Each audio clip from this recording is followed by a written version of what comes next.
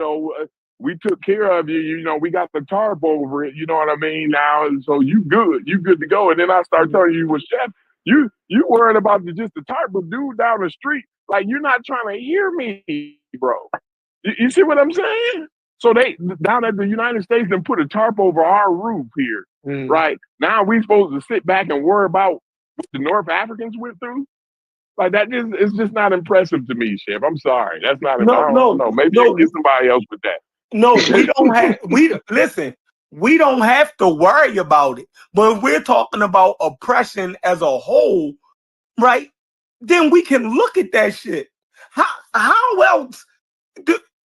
else can you make a case about oppression if you don't link it to other shit? Like, what would it be? How would you know what oppression really is if there's y'all think that our shit is just so unique? Like, how would you know? How would you know you don't have good steak unless you ever seen good steak before? Part of the argument ain't the uniqueness, right?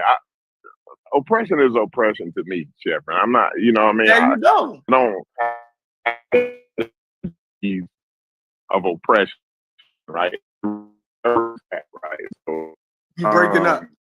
It's not that because he just said oppression's oppression. It's not that I want. That was it. That y'all was niggas, yo. Now I'm mad at Corey. I thought me and Corey was now I gotta get Corey too. Corey, you in the same bag with them. I'm ready to have a conversation. No. Because what they're trying to do is I don't know. What I'm saying is I don't know what because I came in late. I don't know what they trying to get off here, right? But what I'm telling you, Brass and Sheffrin, is oppression is wrong no matter where it's done and who the victims are, right? That's just the bottom line, right? Yeah. But like when I look across the world, right, and I've seen how it's cool to come to the table once you've got some type of significant repair. It don't have to be the end all be all repair. Like, I'm not saying Japan should be shut the fuck up and they should be satisfied with whatever they got. No, they should still keep doing like you doing. If the case is open, it's open. Goddamn, the carpet molded. So I need you niggas to tear out the carpet and redo the carpet, right? You know what I'm saying? The wall has got water damage. So you niggas need to come in and do some drywall and this, that, whatever it is, right? What I'm saying is, listen, we got to get ours took care of before we start worrying about everybody else. That's all I'm saying. It sounds like y'all was doing a lot of worrying about the North Africans, the Cambodians. A lot of significant repair compared to what the African Americans got.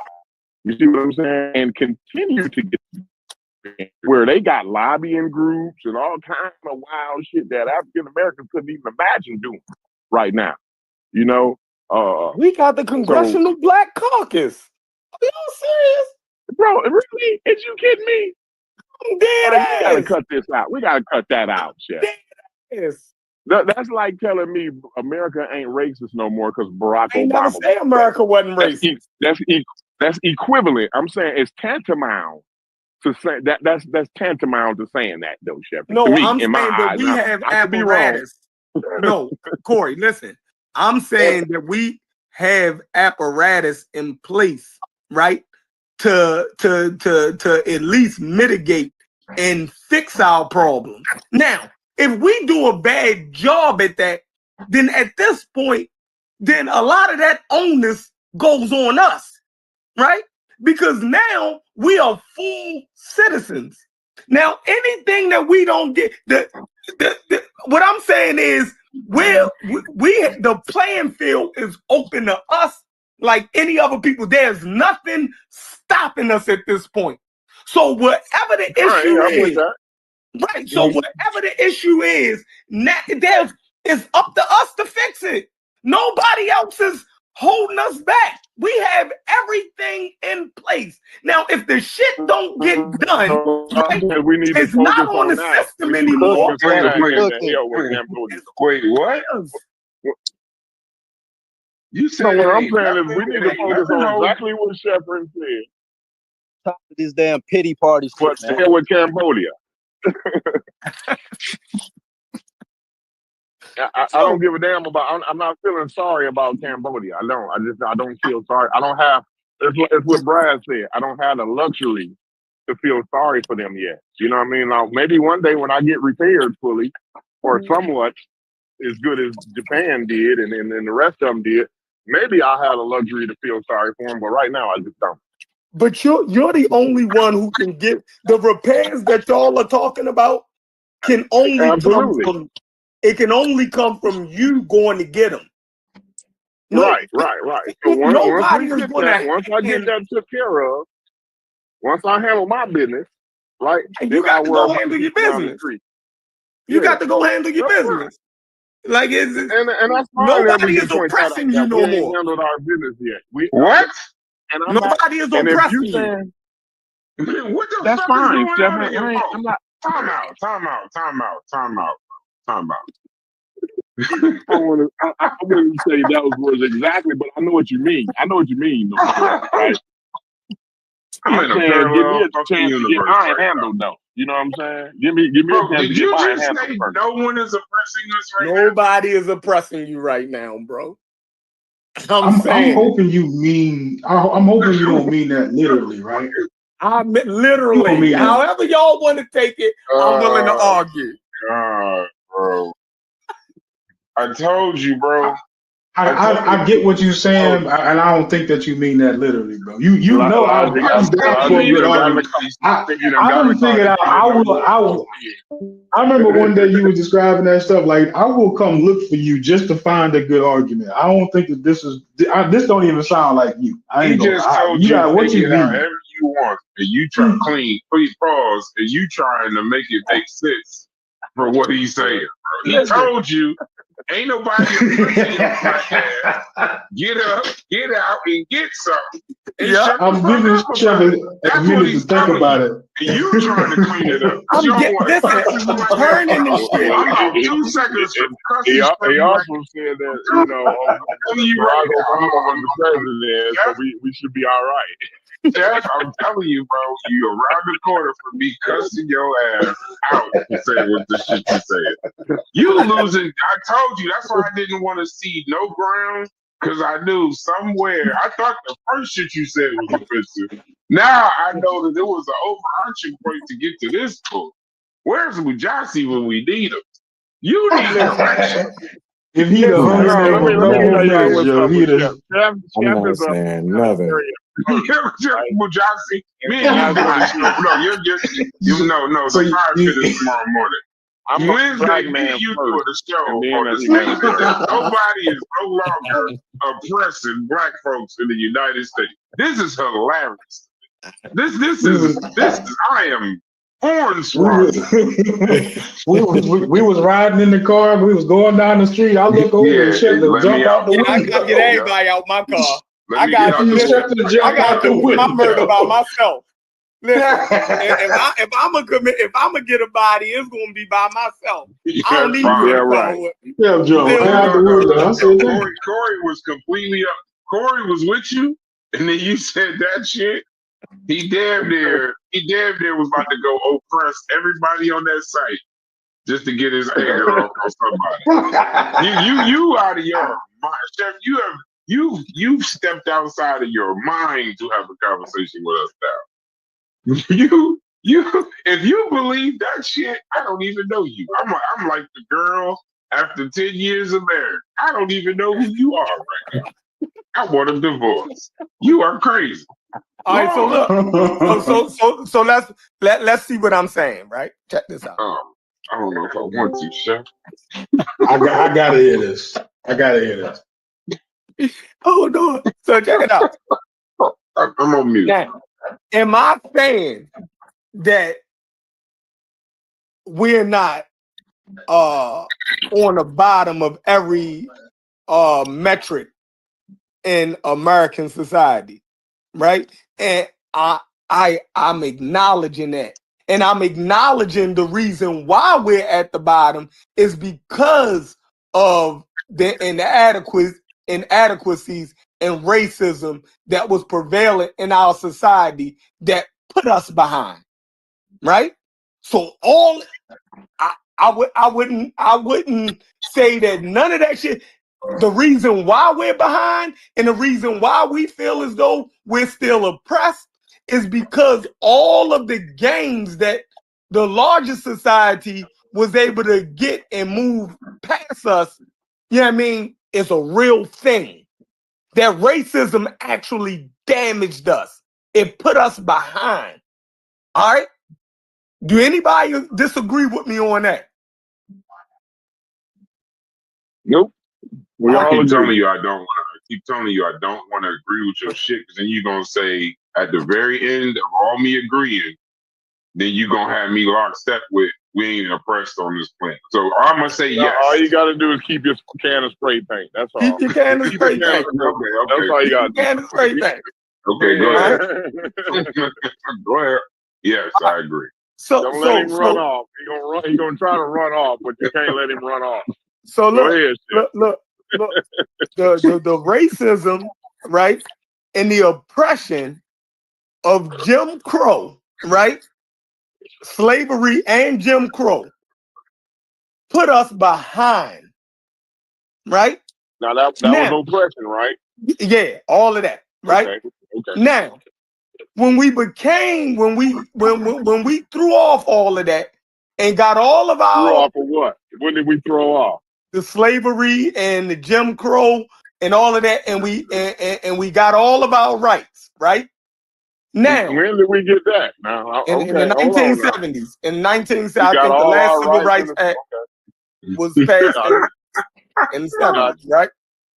Mm-hmm. Now, that don't mean that the effects of that don't still linger and keeps us behind. Mm-hmm. That's the effects of what? The effects of the what? The effects of slavery and Jim Crow, right? Those debilitating the effects of the oppression, right? Yes. Yeah, I mean the effects of that. It then made us an underclass here. You dig what I'm saying? Absolutely. I'm with you. Now you can talk about we in lockstep. Go ahead. Yeah, the red line and all of that shit is incorporated into that, right? Mm-hmm. So now you have these formerly, I'm going to say, once we got our rights, these formerly oppressed people, right? These formerly oppressed. That's because hilarious, So hold on.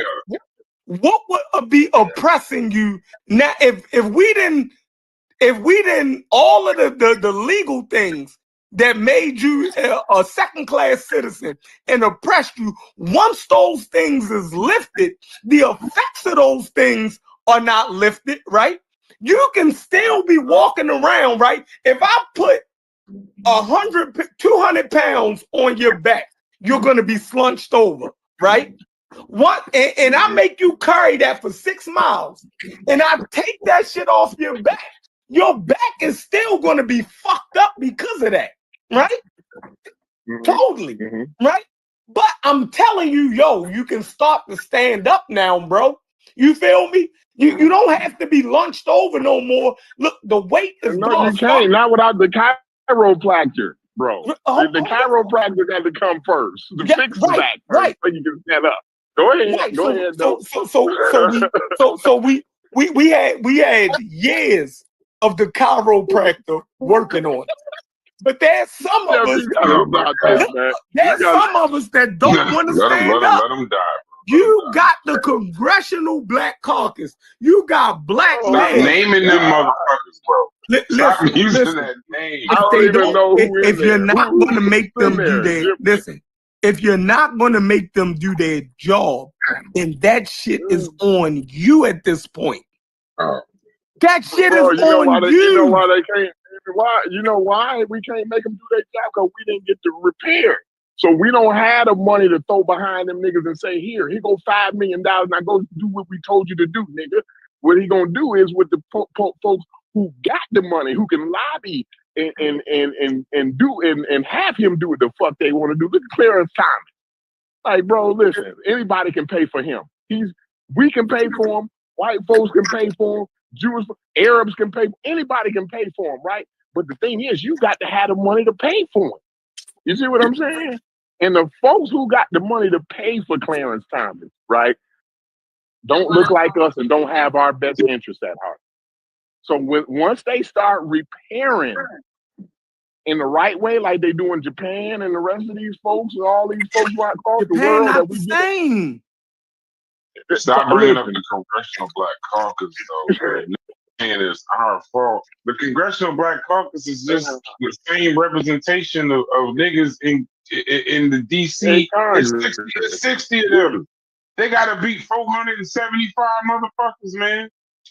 Like, stop bringing up. It's nobody. It's the Congressional Black Caucus was 13. Now it's 60. Got no money. They ain't got no money. Everybody going to work for niggas if they ain't giving no money. They can bring up shit, and then the president can vote that shit down, and the other 475 motherfuckers. Like, you saying, stop saying the Congressional Black Caucus like it's here to save us. For free. It's only 60 of them. That's why I'm trying to figure out what nigga is Sheffrin going to work for with no money. I'm trying to figure that out. When did you start working for niggas who ain't got no money? And watch. I got a lot of work to do. I got a lot of work to be done, Sheffrin. So, as soon as you tell me when you start working for niggas who ain't got no money, I got a lot of work to be done. Go ahead. If we can make Jay-Z and them rich, right? Then and that's only just buying albums and you dig what I'm saying? Basic consumer shit. You're telling me black people can't pool and put together money to get our issues. I don't think we trying hard enough. I'ma just I know say you're that. pulling on heartstrings, but I want you to stay with that we're no longer Just say we ain't trying hard enough. I feel like you're trying to change the conversation to something else. And we could talk about that another time. I want you to stand on that statement that we are no longer oppression, that we're no longer oppressed. When I know for a fact, and you know for a fact, oppression don't go nowhere. I ain't say that racism didn't exist. I didn't say nothing about racism. Now, you said oppression. I told you what I said was oppressing us, right? I told you it was the legal system and our second-class citizenship, right? So the legal system is helping us now. But hold on. Once those things are removed, now you're in the same fight like everybody else. Facts. Talk that talk. These niggas been crying all morning. Hey, Chef. I'm gonna say the classic line, and I love my brother. Niggas been yapping and crying. Nigga just beat me in fantasy, bro. The white man. White man got mind control over you niggas. Once Fetty started agreeing with you, though, you all fucked up. I'm trying to give us agency. He agreed. That's y'all see what I'm saying? Fetty though, nobody. I've been on the call though, Fetty. He's standing on his like used to be doing. Oh man. This has been a revealing. This has been a revealing morning. He agreed with you, man. He's standing on. He giving his opinion. You doing that groupthink shit. I'm starting. The more y'all say groupthink, the more I'm starting to release. I'm starting to think that it's a racial anytime somebody try to hold black people accountable, y'all try to make it seem like the niggas saying some outlandish shit. Like, fuck out of here, bro. When I say groupthink, I'm gonna start thinking Jim Crow from now on. Because every time y'all say groupthink, it's too sensitive. I'm saying when you critique black people in any way, you try niggas gonna cast you out and act like you saying some crazy shit. Yeah, I think groupthink is rage bait and gaslight. I think y'all trying to gaslight. And two people agree and two people disagree. I don't think there's a groupthink where Chef is saying oppression. If y'all trying to gaslight, I'm gonna evoke the words of Eric Mays. I'm burnt to a crisp if y'all motherfuckers are saying that we no longer oppressed. Why do y'all tell your children? Do y'all tell your children that you gotta get a piece? Do y'all tell your children you gotta get a piece before you move forward? I didn't argue with Chef enough times to know what he means. What is Tony saying? So y'all thinking? I heard that y'all can't move until like something is given or something is No, I said I'm not having empathy. Listen, brother. Hey, listen, let me clarify for you. Yeah, Tony. I said I'm not having empathy. I'm not having empathy for all these other groups until mine get repaired. Until I get the knife out of my neck, I can't worry about the guy that's laying down with a broken leg. I'm not worried about nobody either. I'm with you on that. But I'm saying for the kids, like okay, so I didn't the straw man that you about to build, you shouldn't have to go. Don't even fight him now. I'm actually agreeing with you. I'm actually agreeing with you. I'm saying about the kids. What do you tell the kids? What do you tell them that they have make sure your shit together. I tell my kids make sure you take care of your business before you go worry about somebody else's shit. Okay. No, I'm telling, but I'm also telling my children. I'm telling my children, and I tell my children, don't be focused on this meritocracy bullshit. Work twice as hard. You're gonna get. You might not get. Don't be focused on everybody else. You just work as hard as you're supposed to work. Meritocracy. No, hold on. No, working hard is not meritocracy. No, it's not. You can say it 5 times. I'm gonna tell you it ain't that. Working hard is not meritocracy. Meritocracy has mechanisms to it. Working hard is one of them. The other two, the United States can't say that they've ever given. Because at the beginning of meritocracy, you can't have a meritocracy unless you start with an equal playing field. You can't have meritocracy unless the rewards at the end of all of that hard work would be the same as if somebody else did it. And I know for a fact that Black people can work 10 times as hard as somebody else and get nothing. You can look at the wage gap. You can look at the education. I can have the same education as you. I can have more experience than you. I can be better at the job than you, and you'll pay me less in the United States of America. So meritocracy doesn't fit the United States of America. Meritocracy don't fit capitalism. We can't have a capitalistic conversation and have a meritocratic conversation.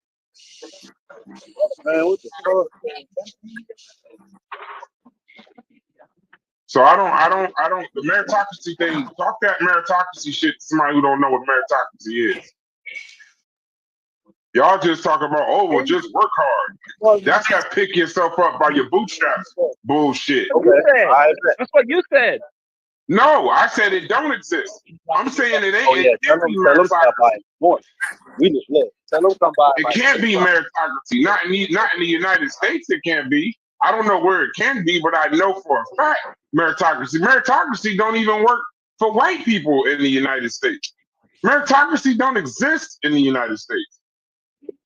They do that shit to their own people. Forget us trying to get a meritocratic chance. They do that to their own people. In Virginia don't work hard. Yeah. You think them white folks in Virginia and them coal mines ain't working hard, working their asses off, killing themselves for America? For the meritocracy, they the hardest working motherfuckers, but look at the conditions they live in. Yeah, you Black can always women. change those. Black women is the highest educated demographic in America. Hold on, real quick. Black women is the highest educated demographic in America. Yet they are the biggest victims of wage theft in America. If you're in and they work their asses off. No, I know, but if you choose to be in an industry, where wages are not fair, that's your choice. Said delicioso. I didn't pick Mute your mic, Fetty. I don't know if you're talking business. Eddie up there talking Spanish. Yeah, he's talking to some woman. So if you pick a wage of an industry that doesn't pay well, and then you choose to stay in it, you can't complain about it. You choose. What if your industry don't pay well? You didn't hear what I said. You didn't hear what I said. He's talking about the economy as a whole. We ain't talking about industries. They're the most educated single group as a whole. The economy as a whole commits wage theft, not just the engineering part, the entire part. So what? You can't choose to be a part of an economy in the United States? You can't choose to if you wanna like move along. So be homeless, so you ain't gotta worry about getting paid. He don't No, even, when he you don't, when he you didn't if even you're looking to understand move the along, argument. you can't He choose. didn't You understand can't the choose Yeah, an he industry ain't that getting what y'all saying. Y'all, there's a brick wall going on. Right. this is all about choices. I mean, for me, it's all about It choices. ain't, what if you ain't got no choice? What, hold on, Tony. I know you saying it's all No, about that Tony choices, and I again? would Oh my agree. But God, what I'm coming. happens when you I'll ain't be got back no later. I choices? didn't realize that It's was all about Tony. I'll be real back hard later, y'all. choices, really difficult choices to make. That's what it's really Bro, all that's about. a black person's existence in America every day. Getting in your car, going outside, driving past a cop. I'm not talking about everyday stuff. I'm talking about career choices and life plans and life decisions. You don't, what I'm saying? So when I mean, yeah, but listen, it's a veiled choice. When a white person goes to make a decision to go buy a house, we all making life choices. But the fact that I'm gonna get denied at a 23-to-1 rate, the fact that my interest rate's gonna be higher, the fact that they're gonna put me into a neighborhood that I ain't even looking at, the fact that I may qualify for some shit that they're not even gonna offer to me.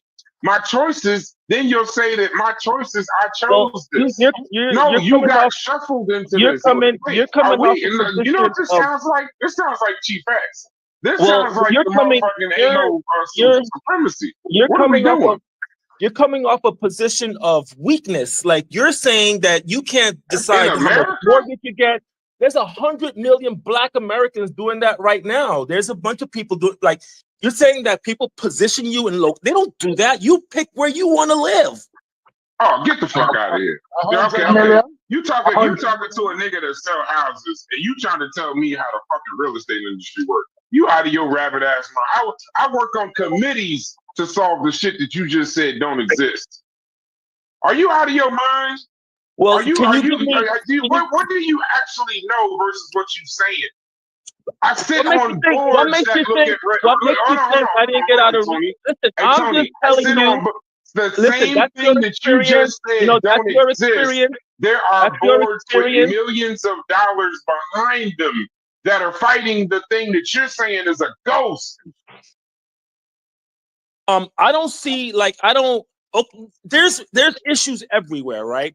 But generally speaking, like people say, you're not oppressed anymore. You can, if the system is so. Are you saying you're weak? Let me finish. You don't let me finish. You have really terrible resolution conflict skills. You don't let people finish. Nigga.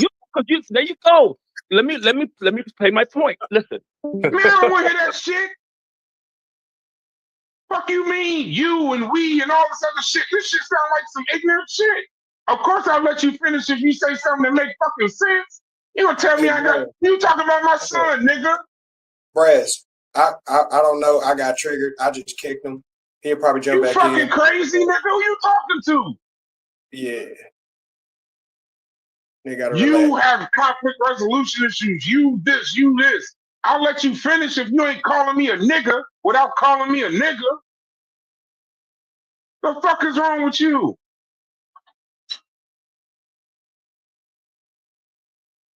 Y'all, some of this shit I don't abide, bro.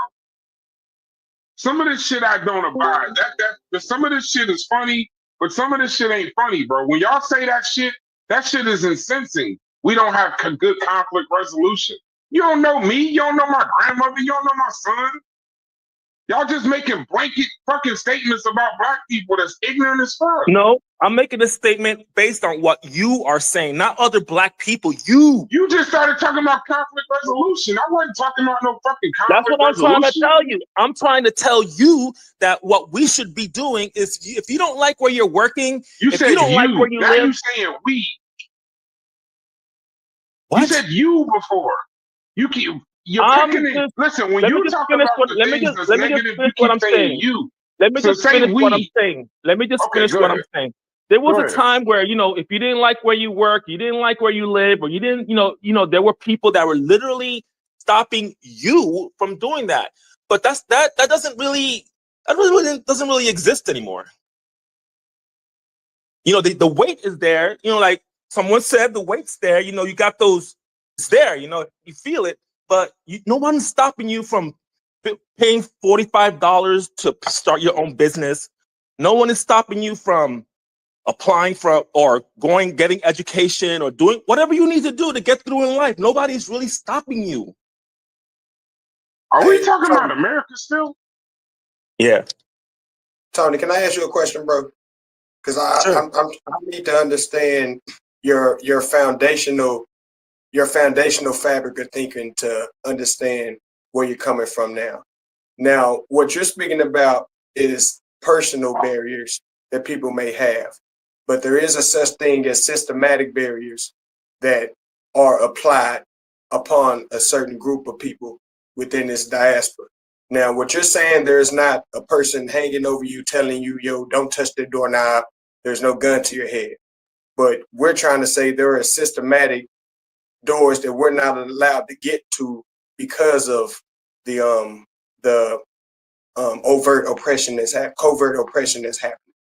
And we're not trying to say that someone can't achieve a goal if they put their mind to it, but there are certain deterrents that you have to overcome. That's all we're trying to say, Tony. And I'm trying to see. No, there's a hell of a lot of stuff we have to overcome. Oh, I agree. I agree with that. We have to overcome it. We can't, we have to overcome it. Period. So now, what's the contention what Brass is saying? Because Brass is saying the exact same thing. I'm trying to see if we're looking at the same hill just from a different perspective, or is there actual contention what Brass is saying? I believe there's always going to be people in your way. Always. Everywhere you go, I don't care. There is no utopian land. There is never going to be a place where, not even Africa wants us. There's no place. There's no place. So that's the reality of it. We're not, it's just the reality of it. We definitely have to do everything we can in government and business and community to change that. But we got white folks on it. So my point is, we got what? There's white folks on top of us. They're always manipulating us. One way or the other. Through government or whatever way they do their thing. But what I'm saying, through all that, you can still make decisions that are going to be beneficial to your generation. You know what I'm saying? Beneficial to your family. That. Despite of all the craziness. Okay, so that's what I'm saying. Mujasi, stop me when I'm wrong. So just so we're clear about something, right? There's a statement that it keeps me very. As soon as I start thinking that there's nothing wrong, there's a statement I always make to make clear that for as much as we keep saying nothing is wrong, oppression never ends, it evolves.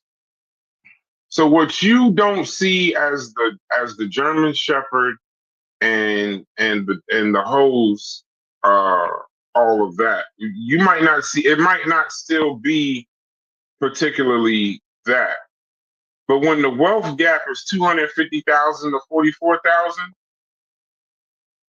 it's still here. When black men are 6% of the population, but 40% of the prison population, it's still here. When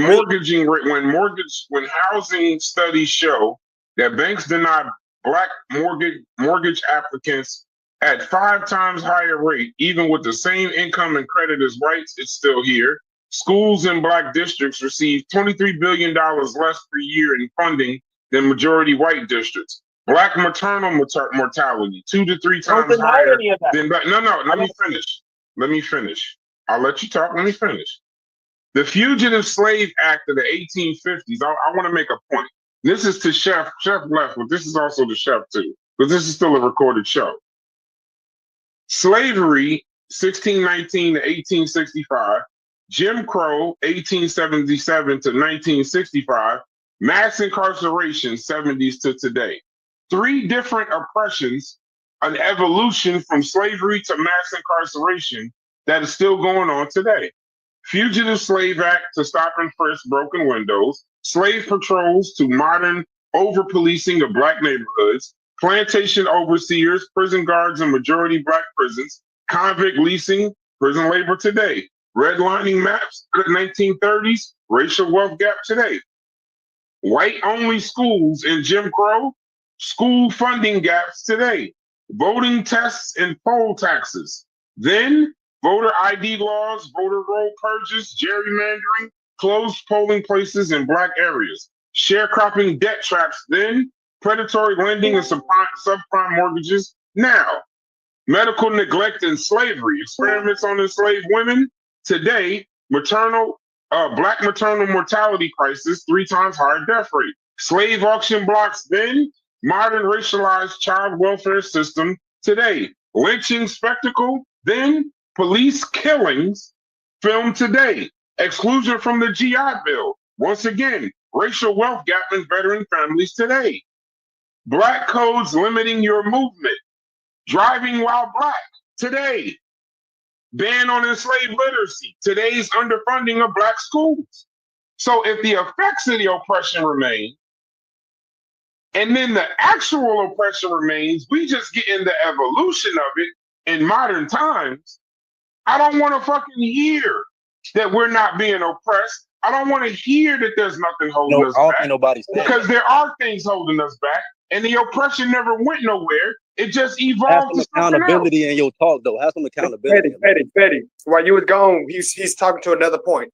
He's not talking to your point. This when you was gone, it's to a point, Fetty. So my accountability is in my actions.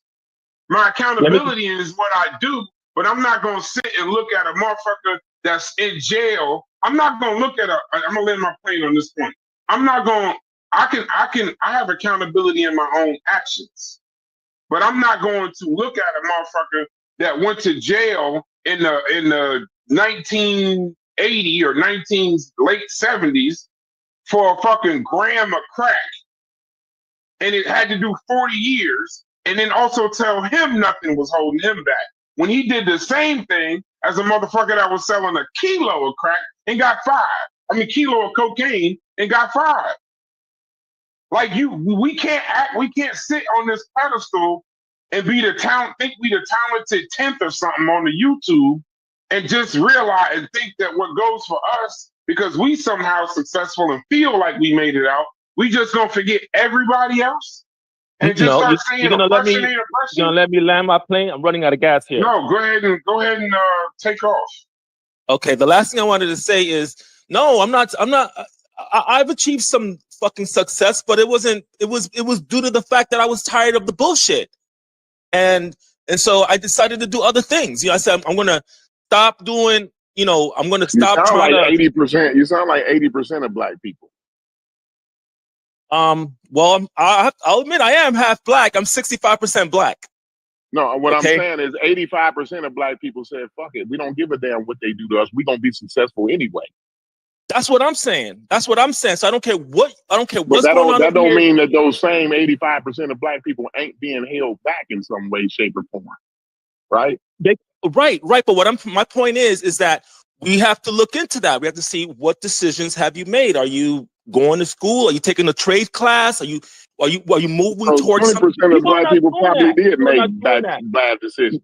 20% of black people probably 10 to 20% of black people probably did make bad decisions, right? But the 85%, we're not all gonna make it. We're not gonna all make it. It's not making it though. 85%. We're not all gonna make it, but I can guarantee 85% of black people ain't made it though. I'm not gonna check you on your numbers. I'm not gonna do any of that. But what I'm simply saying is, look, we don't have a land, man. This is not our land. We don't have a land, but this is where we are now. And we have white people on top of us. It's always going to be that way. It's always going to be that way until things start changing in terms of who's in government and how many babies we're having and how the ethnicity of the country changes. But right now that's just the way it is. And we do everything we do to change it, but we cannot also work in that same system. We have to create our own systems to be successful.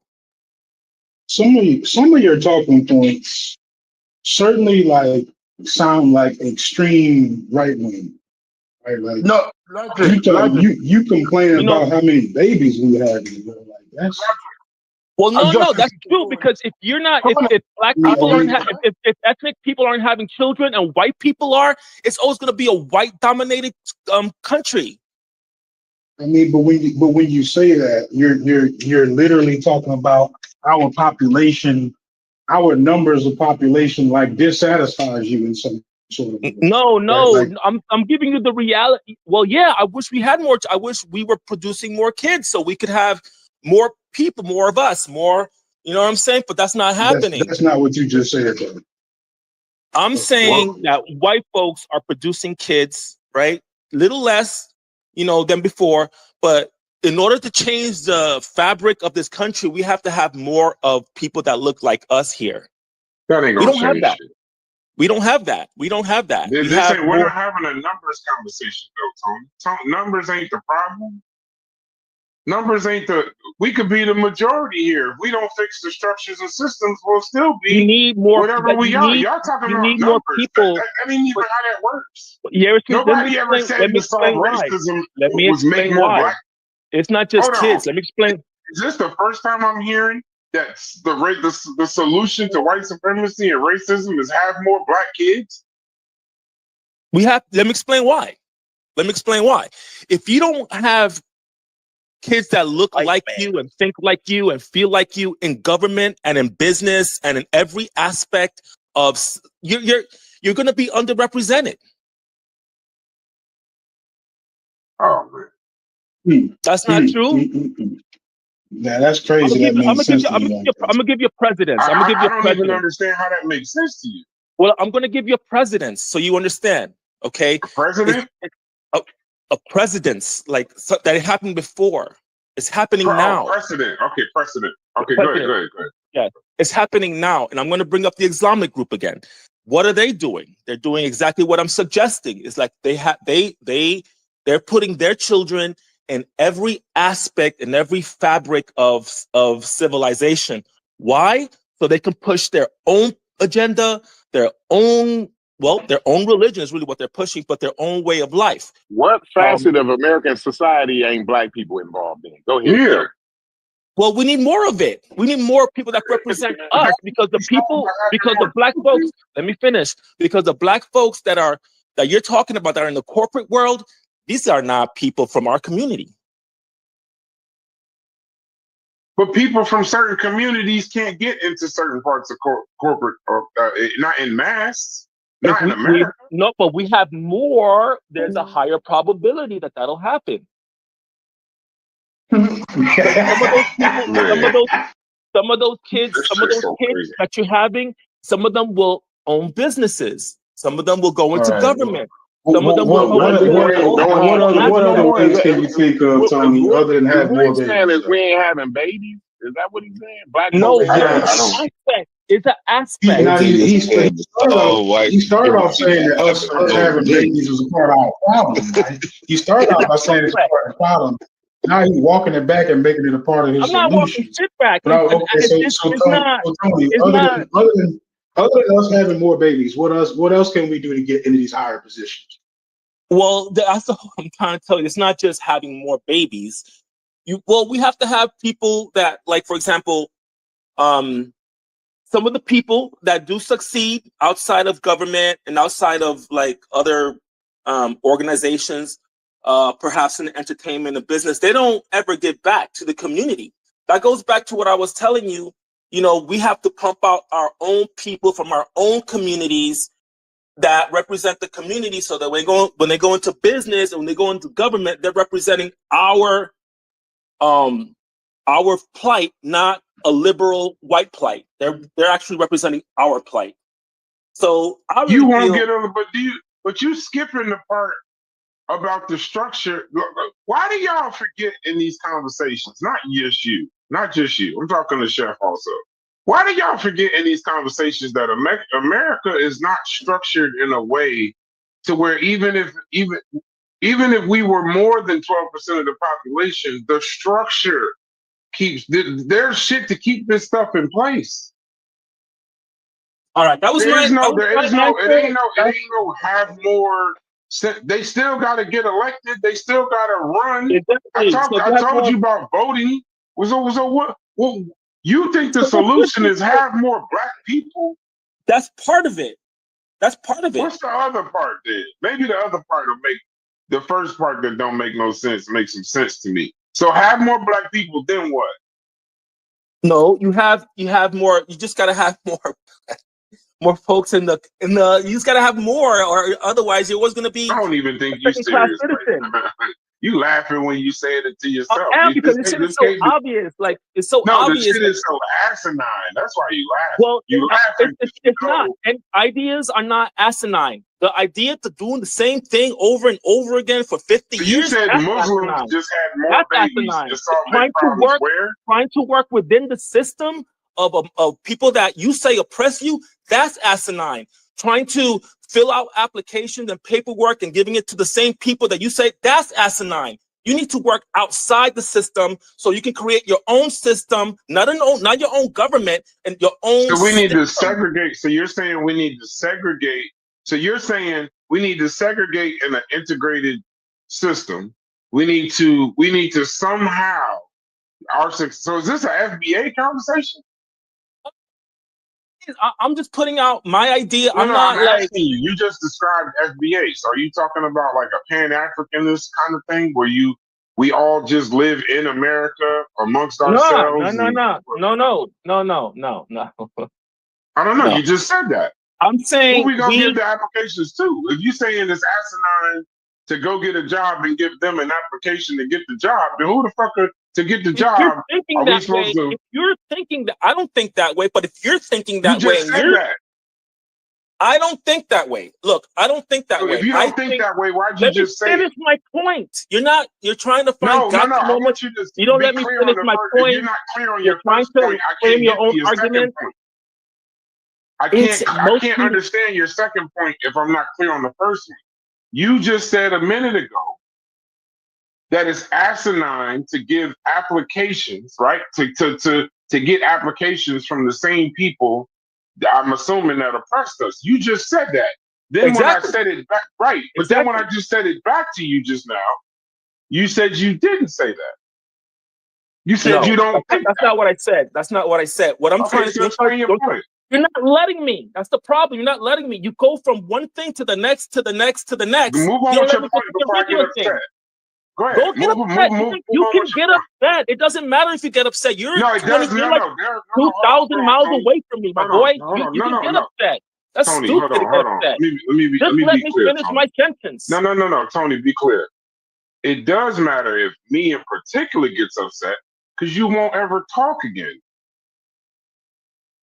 That's what I mean by I know you think everybody in here wants to fight you or something like that. You're not going to. I don't have to. All right, go ahead. All right, I'll let you speak. All right, go ahead, my boy. Go ahead, talk. Okay, thank you. And I'm not your boy, but okay.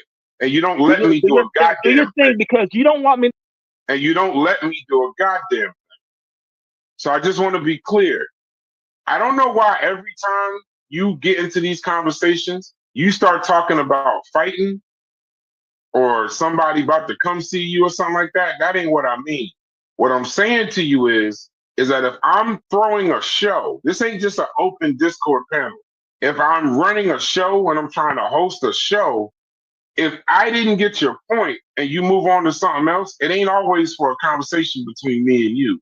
I'm also trying to have decent content, right? Have like to where the crowd can understand what we're talking about. I don't want this to get out and you sound absolutely insane, right? This ain't a get you gotcha job. But I will say this to you though. The physical threats and discourse, it never works. It sounds crazy. It sounds crazy. So just stop with the I can't get to you and you can't get to me, because I ain't say nothing like that. I would never do that. Go ahead and say your point. You're the one talking about getting upset. Don't mean I'm gonna hit you. I get upset. I get upset all the time in here. Don't get upset, man. Don't need to get upset because once you get upset, you're gonna get emotional. No, but I'm never gonna threaten you. I'm not gonna like threaten to hit physically. I'm upset. I was upset in my other fish bowls that I talk to, people don't talk to me like that. They don't say I'm getting upset. You know, you're about to cross the borderline, like all this dumb shit. Like no, I don't. Nobody like I don't talk to people like that anywhere else. Only in this fish bowl. Like if you get upset, I'm not gonna change the way I'm talking. You just get me out of the Discord. I'm not gonna change for no goddamn body. Learn that by now. I'm not gonna agree with you. I'm not gonna because I'm in the fish bowl. DQ and Logic. Am I missing something? Mute him. No, I'm just trying to say. I don't know if he like. I'm trying not to take it personal, but is he just like talking to me? I was just trying to tell you that if you don't have more people. I was just trying to tell you, if you don't have more influential people that look like you and think like you in government and business, you're always going to be a second-class citizen. If you don't get more people like you starting businesses and doing their own thing so they could bring their own people in within the American government system, you're always going to be a second-class citizen. If you don't like what's going on and it's moving too slow, you may have to start your own business and fight the oppression and still own your business and be able to get that money that you need to take care of your children and still fight oppression. You could do it both, but the two. What my antennas say about Tony, first off, no, you're not tripping. But from what I gather from Tony is Tony actually is not used to this level of pushback, right? So to be honest with you, I feel like a lot of times, even when we're trying to like understand what he's saying, it come off as kind of incoherent because it'd be like a blend of all type of shit we ain't never heard of, and then somewhere in there it kind of seemed like you got some right wing information in there mixed in. Now, as far as like why he's so jumpy today, I don't know. But other than that, that's the read I get. Yes, he is a little jumpy today. Hey Tony, where you at? What location of the United States you at? I'm in Florida. You're in Florida. Florida. What part of Florida? I'm in Broward. Oh Jesus! I'm in Broward. I'm in Florida. I'm in Miramar. Tony is a second-generation immigrant. Tony, now watch Two-Piece talk about me like he knows me. Tony, are you FBA? Simple question. You can't hear. Are you FBA? I don't really want to talk to you, man, because I remember last time you spoke to me, you were talking about if I'm black or if I'm this or that. Like, are you FBA? I'm none of that. You're FBA or you're second generation? I'm not FBA. I'm none of that. I'm not FBA from this, that. I'm none of that. I'm just an individual. Listen to me. You want to put me in a box? You want to try to put me in a box like you put everybody else? You call me Tony. Are you second generation immigrant? I just figured it out. You realize I haven't been talking. I've been listening. And I said, you sound like a second generation immigrant. Yeah. Chances are, but we didn't immigrate though. You didn't immigrate? Your parents did, right? No, not my parents, my grandparents. Your grandparents did. Oh, Jesus. I figured you out. And they started a business, and they listen to me. Let's do peace talk. Let's do peace talk. And listen to me. No, listen to me. And listen to me. Let's do peace finish this talk, bro. I figured you out. What's happening here is that people don't understand. That's why sometimes I'm not mad at Tariq. People who came here in the 70s as a result of brain drain was sometimes our most educated. And when the most educated come, because they came and they so-called pull themselves up by the bootstrap, they indoctrinate their children with a certain kind of thinking. You can pull yourself up by the bootstrap. And they tend to pull on the exception and saying that the exception changed the rule. And because they're coming to Broward now, I'm in Broward, I live in a relatively nice neighborhood, and a lot of immigrants live in Bellborough in relatively nice neighborhood. They tend to look down on the nose on other people who don't live in the Pembroke Pines area that is across from University. University is the dividing line in Pembroke Pines and Miramar. If you live on one side of University, you're not doing so well. If you live on the newer side, you're doing better. Right? And these people tend to be very indoctrinated. They have the same thought pattern that he has. This pull yourself up by the bootstrap, this I did it, my family came here, and now we live in an 800,000 house, so we're better than. It's a kind of snobbery. But once you listen to them, and listen to them long enough, you realize that they think they're better than. He thinks he's better than. That asshole thinks he's better than. Because he comes in here for the last 5 times I've heard him, he has made the same argument that has been displayed. But he always come back with the same argument. He tells me 2 things about him. One, he does not respect the opinion of anybody on the panel. Because if you did respect the opinion of anybody on the panel, you'd go back and do your research. And he has not done that. And the second thing he tells me about him is that he's a coon. He listens to right-wing conservative and he applies it because he has some money in his pocket. Oh, I live in a nice neighborhood. I drive a nice car. I have them up here. I have them up here. The second generation Jamaicans that are up here, many of them is like him. Many of them is like him. That is what we're dealing with. That's why sometimes when Tariq talk, I have to shut the fuck up. I have to shut up because I've seen it. This dude don't respect anybody on the panel. He's always coming back with the same talking point. If you come back with the same talking point 3, 4, 5 times, it shows a genuine lack of respect for the thoughts and opinion of anybody that you're speaking to. Because if it's being rebutted, and you cannot accept that it's being rebutted, I'm gonna give him the opportunity. I'm gonna give him the opportunity to respond. Though. When you point, I get your point. I get your point, but my issue is just, and that one that don't explain Fetty. Like that don't explain Fetty to me at all. If they're saying that that's what that's what it is, I agree with you. But then what is then where does Fetty's talking points come from? Because he's in lockstep with Tony.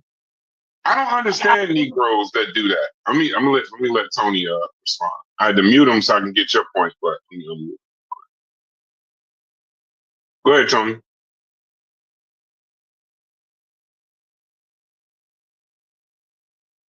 Oh, he's not talking.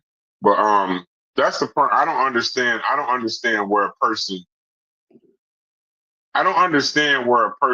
especially specifically us. I always listen to when a person is talking to me uses you and we, stupid. Mm-hmm. Whenever somebody's talking to me and everything that's the weakness and the problem and this, that, and the other, it's you. But then when we start talking about our successes and what we've done right and it's I or we. Like I know that guy that's sitting in, I know that the guy that got locked up in the 90s and is doing 40 years for fucking draconian laws, draconian probation laws, draconian parole laws, draconian drug laws. I know very well that motherfucker could be me. I know that. I know that George Floyd could be me. So I never forget that. I never forget that. No matter what success I have, I know that could be me. Yeah, but how many black men got locked up for planted evidence? Many did. Thousands of black men got locked up for evidence planted. They did nothing at all. No, I'm not saying that. I just don't like. I don't like the. No. What Stupid's talking about is even the paraphernalia. How many black men got locked up for having a piece of plastic Right. That was deemed some drug paraphernalia. Yeah, that was turned into drug. Yeah. I know what you mean. Yeah. So that's what I'm saying. I don't understand. I wish Sheffrin could have thrashed out his point, but you know what happens though, Corey? When a motherfucker say that we're no longer oppressed, and Chef might be trying to get to something that makes sense, the motherfuckers that really feel like that with no coherency, no transparency at all, that gives license to them motherfuckers to pull your boot. Yeah, they hit onto his wagon. Yeah. They hit right onto his wagon and ride and veer the wagon off from where it was going, right? Yeah, Right. I definitely. And that's the danger. That's what makes it problematic. Those right? are the dangers. I know Chef got that. enough sense, right? Chef got enough sense to be explaining what he's talking about. It's a form of capitulating to me, and capitulation is dangerous.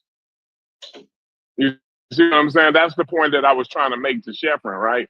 The capitulation is the dangerous part, right? Because we can look at and say that you know we need to start taking some responsibility. We can look at inwards at ourselves, but the moment we start denying the obvious things as oppression, or that we equivocating the oppression with some other group or whatever, that's when that creeps in.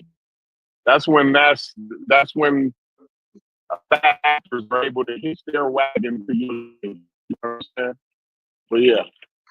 No, but let me say something. If you can hear me, let me say something. You see the problem. One of the many problems that we face here, and I'm going to start addressing the whole immigrant issue because I'm an immigrant. Where I live in Miramar. The Miramar is an anomaly in Florida. Pembroke Pines is beside Miramar, but Miramar is primarily black. It's a black middle-class community in Florida. The mayor is of Jamaican descent, or the commissioner. Most people in government is black. A significant proportion of the police force in Miramar is black. Crime rate in Miramar is low. It's an anomaly. Tons of nurses live in Miramar. Tons of black pharmacists live in Miramar. If you throw a stone in Miramar, you're going to hit a black nurse. Right? So the average income in Miramar, household income, is above $150,000 a year. Easy like Sunday morning. Right? Black people, when the police stop in Miramar, is a whole total different situation. Because 90% of the time, it's going to be a black police officer. The professionalism is different. Even the white police approach is different because over Red Road, over the place there, is majority black people. You're not supposed to hammer it to get it started? Yeah. Get your mic larger. Yeah. So black people get treated different in Miramar. Ask anybody who lives in Miramar, they will tell you. But the same black person who lives in Miramar will drive over to Pembroke Pines, which is 5 minutes away, which although have a large black population, is majority white administrative. The police officers there, when a Pembroke Pines police officer stop you, is a white police officer. 99% of the officers in Pembroke Pines are white. And they're assholes. It's a total different treatment. So we get disillusioned and think that the America on a whole is Miramar, when it is not. Right? Black people in Miramar start thinking that all of America is Miramar. And it is not. Ask anybody who knows about Broward will tell you that Miramar is an abnormality. But you live here, so you start to buy into the bullshit and start feeling that, oh, this is what America look like. This is America. I remember one time I went to the barber when I just came up here, and he asked me if America. I said, no, I live in Miramar. I said, what's the difference? And so when I drive into Disney World, and I don't drive the 95, and I take the scenic route through the sugar cane, I know the difference. You get treated differently there. When you stop somewhere, people look at you different as a black person. But if you spend most of your time in Miramar as that person, you think that, oh, this place is so nice to black people. So you start falling to the disillusionment. You start the oh Lord, tongue twister. You start believing the lie. You start believing that this is America. Well, no, this is Miramar. This is a city full of black professionals. So he's saying that this is a fishbowl while he live in a fishbowl? He lives in a fishbowl. Okay. I live in the same fishbowl, so that's why I can tell you. That's why I could tell you. You know, him shut the fuck up. When I start hearing him, I say, oh, you are second generation immigrant. When he said you live in Broward, I said, oh, you live in Miramar or Pembroke Pines. Immediately I sussed him out because I've been listening to him for weeks now to say, where is he from? Where did he get these thought patterns? Then the more I hear him talk, I realize that his accent isn't primarily American. Where is he from? Few please figure him out. Listen to him. He's going to tell on himself. This is a pull yourself up by the bootstrap Negro who came here. His family was relatively successful. Probably one of the brighter Jamaicans who ran away in the 70s. During the brain drain, one of the doctor, the pharmacist, or the business person who ran away to America in the 70s, who was originally in New York, then come down to Florida, to Fort Lauderdale or somewhere like that.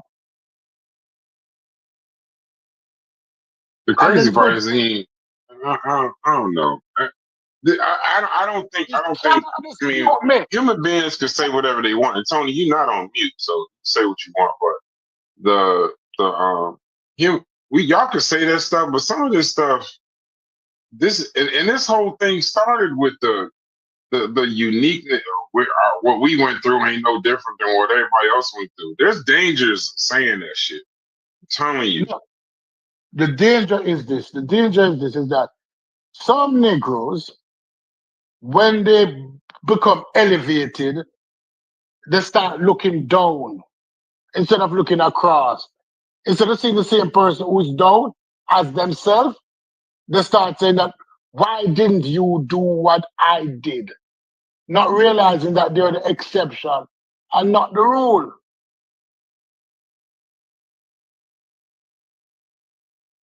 They're the exception and not the rule. I gotta agree with you there. I don't know. Sometimes cause see that another thing is I'm trying to be careful that this ain't like some like I'm getting lost or I'm doing victimhood. But I can't forget them people, bro. I cannot forget I got lucky. Coming from the neighborhoods that in Newark where I came from, I got lucky. That's the only thing I can honestly say. Because I got so many friends. I got so many friends in prison, bro. I got so many friends in I got friends in corporate America. I got friends as entrepreneurs, but I got distinctly the ones I remember is not the ones that that I need to be concerned with. I got friends that were, as a kid, you don't know it or not, but they were smarter than me. They had that were definitely had more drive than I did. They were in a better situation. Valedictorian in high school was in prison. But just for being in a car. He was just for being in a stolen car. That car hit somebody, killed them. He's still in prison today. From the early 2000s. The brightest dude I ever know in high school. Ridiculous. I went to a top-notch high school in Jamaica. I went to a school in Jamaica named Arden High School. The first black spelling bee ever in the world. The Jamaican girl, Jodie Ann, who won the spelling bee, went to Arden High School. That's the high school I went to. She was 11 years old because we start high school different in America than in Jamaica than in America. You start high school between 10 and 11. Depends on when you pass the common entrance back in the day. Now you start at 11. But when I went to high school, I went to high school at 10. So by 15, you could be done with high school. That's the high school I went to. Top grade high school in Jamaica. Right? My brightest friend was a dude we call Herbalist. But he come from an inner city community. the disadvantage that he faced when coming to high school without lunch money or bus fare. His parents was very poor. He was the brightest dude up in the class until 9th grade. And then he dropped out. But some other asshole in this room now would say that, oh, he was worthless, not understanding his struggle. Because you had parents who could provide you a little more than his, and your opportunities, you got better opportunities. You're implying that you're better than herbalists? Yeah, and my other question would be, and I don't know if maybe I missed something because I wasn't a part of these conversations that y'all was in. Hopefully y'all can inform me. What was the fucking point of but we need to work on our conflict resolution skills? Is that like the word of the day or something? Where did that come from? Where that's like the 4th time I done heard that in like a week or two. Did y'all have a conversation about black people and their conflict resolution skills or something? Every time we start talking about equality, everybody starts talking about our fucking conflict resolution. It's fine. Yeah, and that goes to the youth because the black adults don't have issues with conflict resolution. You know, by the time you reach 25, 30 years old, bro, you're not having a conflict resolution issue. You know what I'm saying? It's those younger generations, which is the same thing with all young. You can get a group of white, you look at the Groypers. You don't think them motherfuckers need some conflict resolution? You know what I mean? Like, and then it goes to the whole the black on black crime, right? I mean, that shit is wild to me because you can look at white folks, look at the political landscape. Look at all of the assassinations, the school shootings, the political shootings and killings and assassinations, all this. And within this, let's not even, we don't have to go through American history. Let's go from the last 5 to 10 years. And you look at every single piece of political violence, whether it's somebody's getting kidnapped or plotted on getting kidnapped, whether somebody's running up in somebody's house and shooting them and all their kids and their family, whether it's they taking a shot at the president, right? Whether they're sending death threats and following congressmen and women's grandkids to kindergarten and the wildest shit that you can think of, right? All this is being white on white crime, which they don't have good conflict resolution because somebody disagrees or whatever with what your talking point is. Now you want to do political violence. Now you want to assassinate somebody and this and that and the other. So I don't think like the conflict resolution is as big as a problem in the black community as one would lead. I think we have a problem with young people having conflict resolution, but that's throughout America. Yeah, I would say that's a human thing. Corey, you're not missing it enough. You see when people start using the word like conflict resolution when referring to black people, is a way to say that we are uncivilized. No, you're calling me an ape. You're calling me what you're doing is you're doing the monkey shit. Now, I know I'm not. Listen, Stoopies, I be having to really try to make sure because I'm a motherfucker that gets offended. Like I'm not quick to strike, but I'm damn sure I'm a person that like if I don't really understand necessarily what you're saying, but you keep saying the same shit, and it's starting to sound like, you know, this is from being on these political conversations all the time.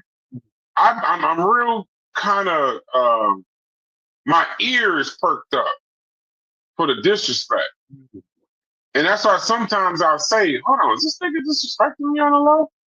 So that's why when I said I was getting upset, my point is, I'm trying to hear your point. But every time motherfuckers start talking, every time it's like the other day when we was talking, then everybody start talking about Chicago and black on black crime and this, that, and the other. It's like, I don't know if you trying to be, I don't know what you're doing. I don't think you're trying to make a point. I think you're trying to be disrespectful, and because I can't catch it, now you about to get away with some shit. So no, I'm not gonna just no. When you say black people need to work on their conflict resolution, I just want him to understand, and whoever else says that, you talking about my grandmother too. when you just make a blanket statement like that. You're talking about my son. He's just an out of control savage. Right. He just gonna kill a motherfucker. Brass, I'm glad you understand that when they're saying that what they mean. And then black people running with it now. And what the Charlie Kirk death has shown me is that we are in so much trouble as a black people. As a people, we're in so much trouble that the talking points of right-wing fanatic has creeped into our community, and black people is using those talking points to describe other black people. That's what I get from Charlie Kirk, and I listen carefully. And when I hear black people agreeing with some of the narratives that this man is saying, that imply that we are less than. I had this conversation with Majasti the other day, and I said, when I define myself, I am a man first, then I'm black. But guess what? Many persons don't understand that when a white person says black man, is different than when a black person says black man. Because when Corey said black man, he's seen that other person as a man. If Corey said to me, said, Stupid is a black man, I know that Corey means that I'm a man just as though he is a man. That Brass is a man just as though all three of us are men. But when a white person says black man, I don't know what he means. Because why couldn't he just say, I am a man? I ain't never heard nobody put it that way, but that makes sense to me. Why did he? I ain't never heard nobody say no shit like that, but I ain't never even think about it. Right? So even when people say, even when the news put it as the first thing, when Charlie Kirk killer come on the line, nobody heard him say white man. But if it was a black person, you don't hear black man. Because what they're indicating is that the catchword is that when a white person is a black man, are they saying that, oh, we expected this level of savagery because that person is black? So he's not the same measure of a man. But let me go after this goes to your point about like danger that we're in, like, and we don't even realize, like,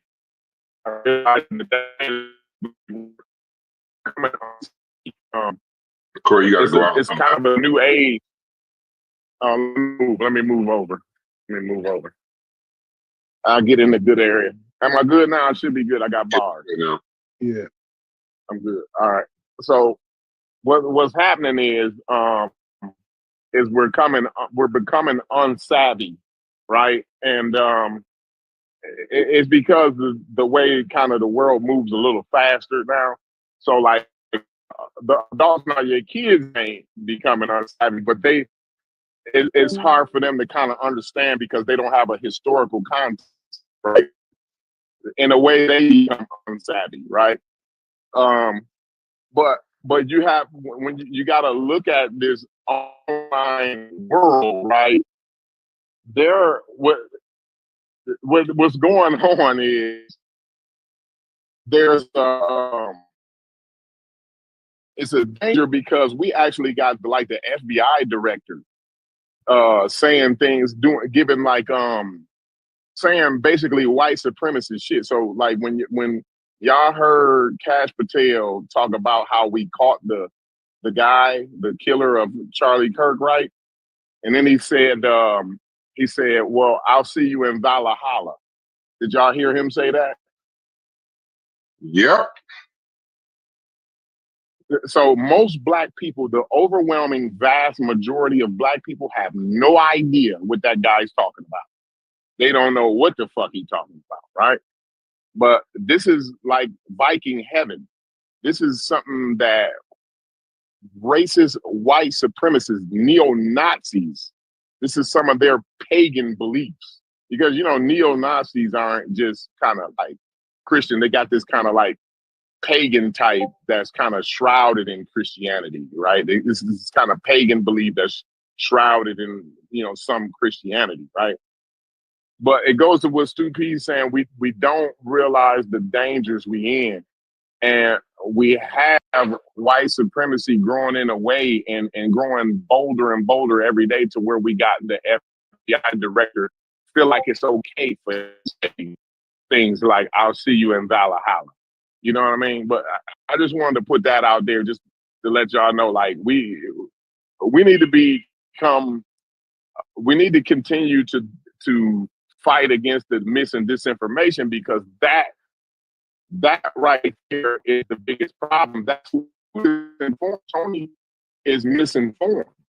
So is disinformation, right? So the way to fight that is to continue to put out sound information, to continue to come to the conversation with the can of spray paint, and to continue to give pushback to that. You see what I'm saying? Y'all go ahead. I think Logic wanted to say something. Yeah, I mean, good job of bringing it down. I definitely feel like Tony, he made a bunch of mistakes. I'm sure we all knew that. But I think we started out talking about if there was a pattern that could be recognized between these different events, right? When we're talking about, then we got into the systemic part of it, and ultimately went all around the world to some degree agree that you can recognize a pattern when it comes to colonialism. One group takes over another, blah, blah, blah, they assimilate. And typically the people who got taken over, they have lesser roles in society, so on and so forth, right? That was just the original argument. Now, some kind of way we got into going down a bunch of different particular paths and got us off that original track. But that's the confusion is definitely from Tony. That's a whole different conversation. I'm kind of trying to put the wheels back on it, because we're gonna try to sit up here and consider what Tony thinks, and Tony just off his motherfucking rock right there. You know what I'm saying? That's gonna be impossible for us to get to the bottom of what we think he means, or why is he struggling with it the way he's struggling with it. You know what I'm saying? So back to my point. I don't think that there may not be a specific benefit that we can use with accepting that there is a pattern here, that there's a pattern when it comes to human behavior and it comes to slavery. Like I understand why we would want to make the argument of it being unique in all those different things. I understand that. I think in order to actually understand what's happening, right? In order to not allow room for bad information to sort of creep in to the conversation, we have to see a pattern, right? Like both things can be true. Like we can acknowledge that there's a pattern, and of course, still recognize that our specific plight is important to us. We don't have to relinquish it, and we can continue to do that as we acknowledge that the world is dealing with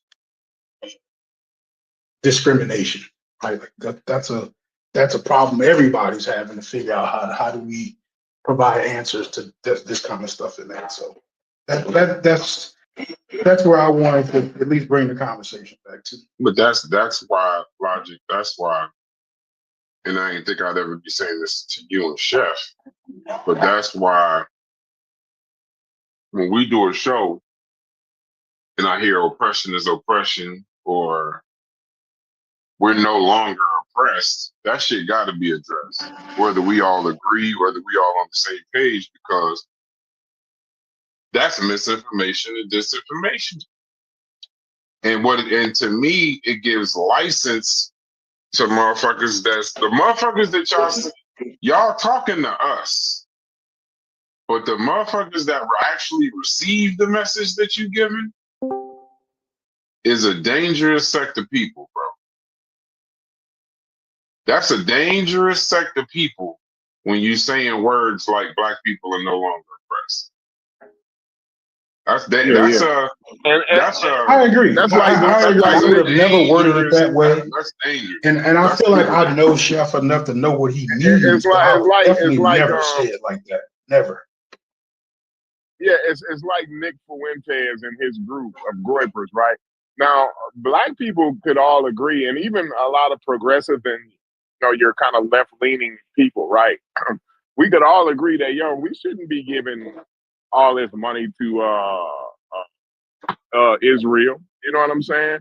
First of all, they committing a genocide. Second of all, we giving trillions of dollars to them. They got free universal health care and college over there, and we don't over here, right?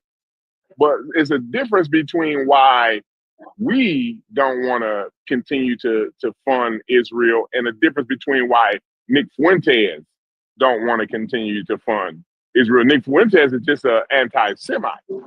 You see what I'm saying? So we don't want Nick Fuentes hitching his wagon to our progressive.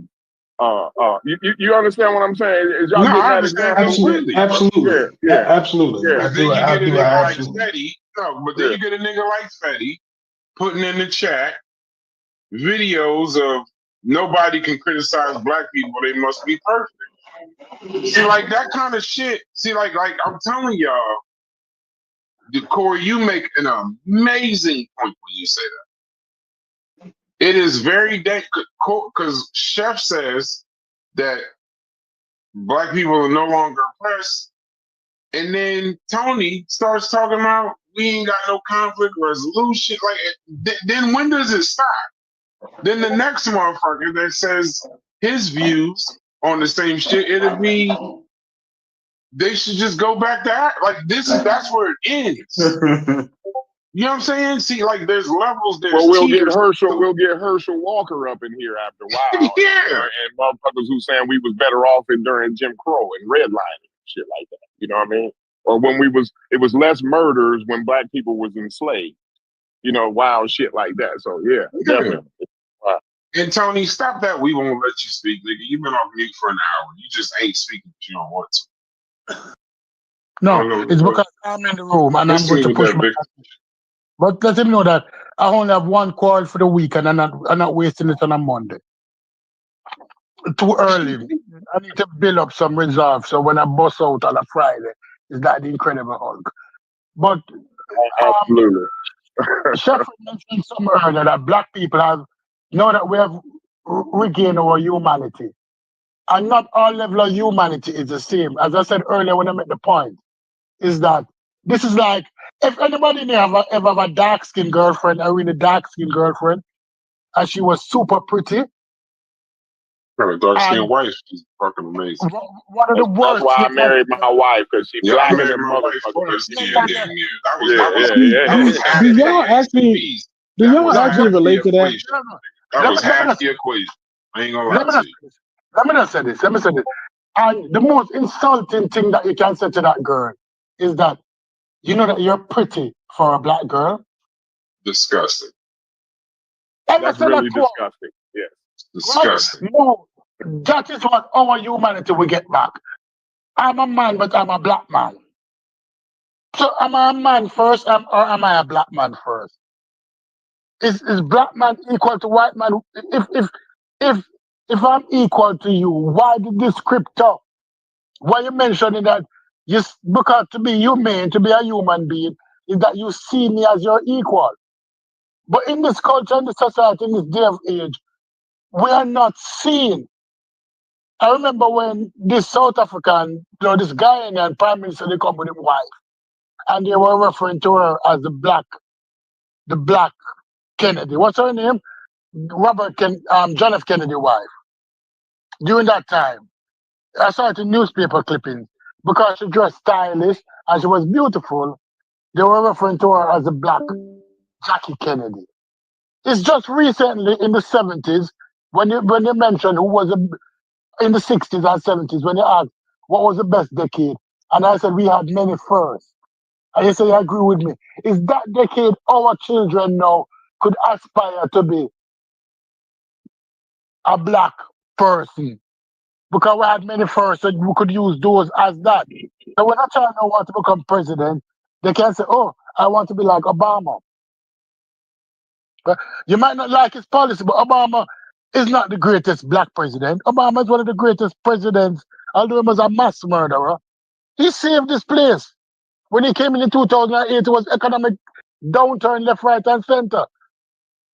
And his policies reversed the situation. But many people don't say that. He's first measured on his blackness more than what he did. He chose to save America instead of he chose to save America and disregarded Black African Americans. Yeah, he But hold on, I don't heard this term too many times a day, so I gotta ask y'all: Do y'all still feel like y'all fighting for y'all humanity? Y'all feel like that? I don't feel like that. Yes. I don't feel like that. Yes, I do. Yes, I do. You wanna know why I still feel like we fighting for our humanity?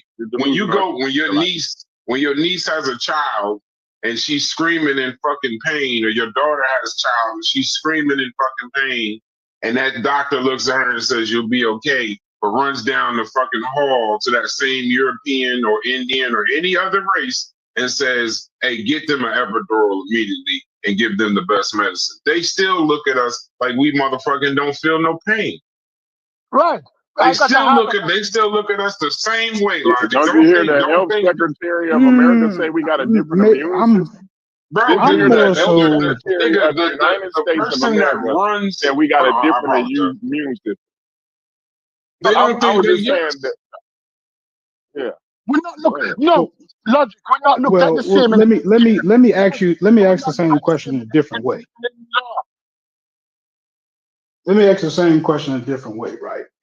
In the 90s, when people was talking about I'm a real nigga, that was y'all like, oh, I gotta go be a real nigga now. I don't know what you talking about. I don't know. It's a small. You're talking about a small group of African Americans, like a very small group of African Americans, probably was entertained in that. But maybe that's a bad analogy. But I'm more so saying I don't feel like you can't convince me that that's who I am. You might be convinced, but you can't. No, it's not about have a reality. It's not about the convincing you. Logic. Yeah. That's not the point, to convince you. Did you know that there's never been a point in any day that has been to convince you. But we were trying to convince ourselves that we actually were human. Hold on. One second. It's to convince decent white folk that you ain't human. You hear me? Did you hear what I'm saying? I convince decent white folk that you ain't human, so that they can be okay to pull the bullshit that they've been pulling on you, and then nobody say nothing. No legislation get passed. No repairs get repaired. You see what I'm saying? Mm-hmm. Yeah, I see that. So it's never to convince you. I kind of see like our ancestors always knew that they were human. You see what I'm saying? There was never a point in time that our ancestors didn't know that they were human beings, bro. Yeah, but there was what's his name? We were talking about Dick Gregory just the other day. He said he got called the N-word so much he thought that was his actual name. That don't sound like a little bit of shaking identity. It's a figure of speech, right? So when I was as an apprentice, I tell people, motherfucker, I thought my name was motherfucker, but it was a figure of speech. It was just to tell you how hard it was to be an apprentice as a cement mason. I got you. That's all. I took it literally. Yeah. I got you. I took it but listen. You can look at that's why I went down them areas to still show the oppression.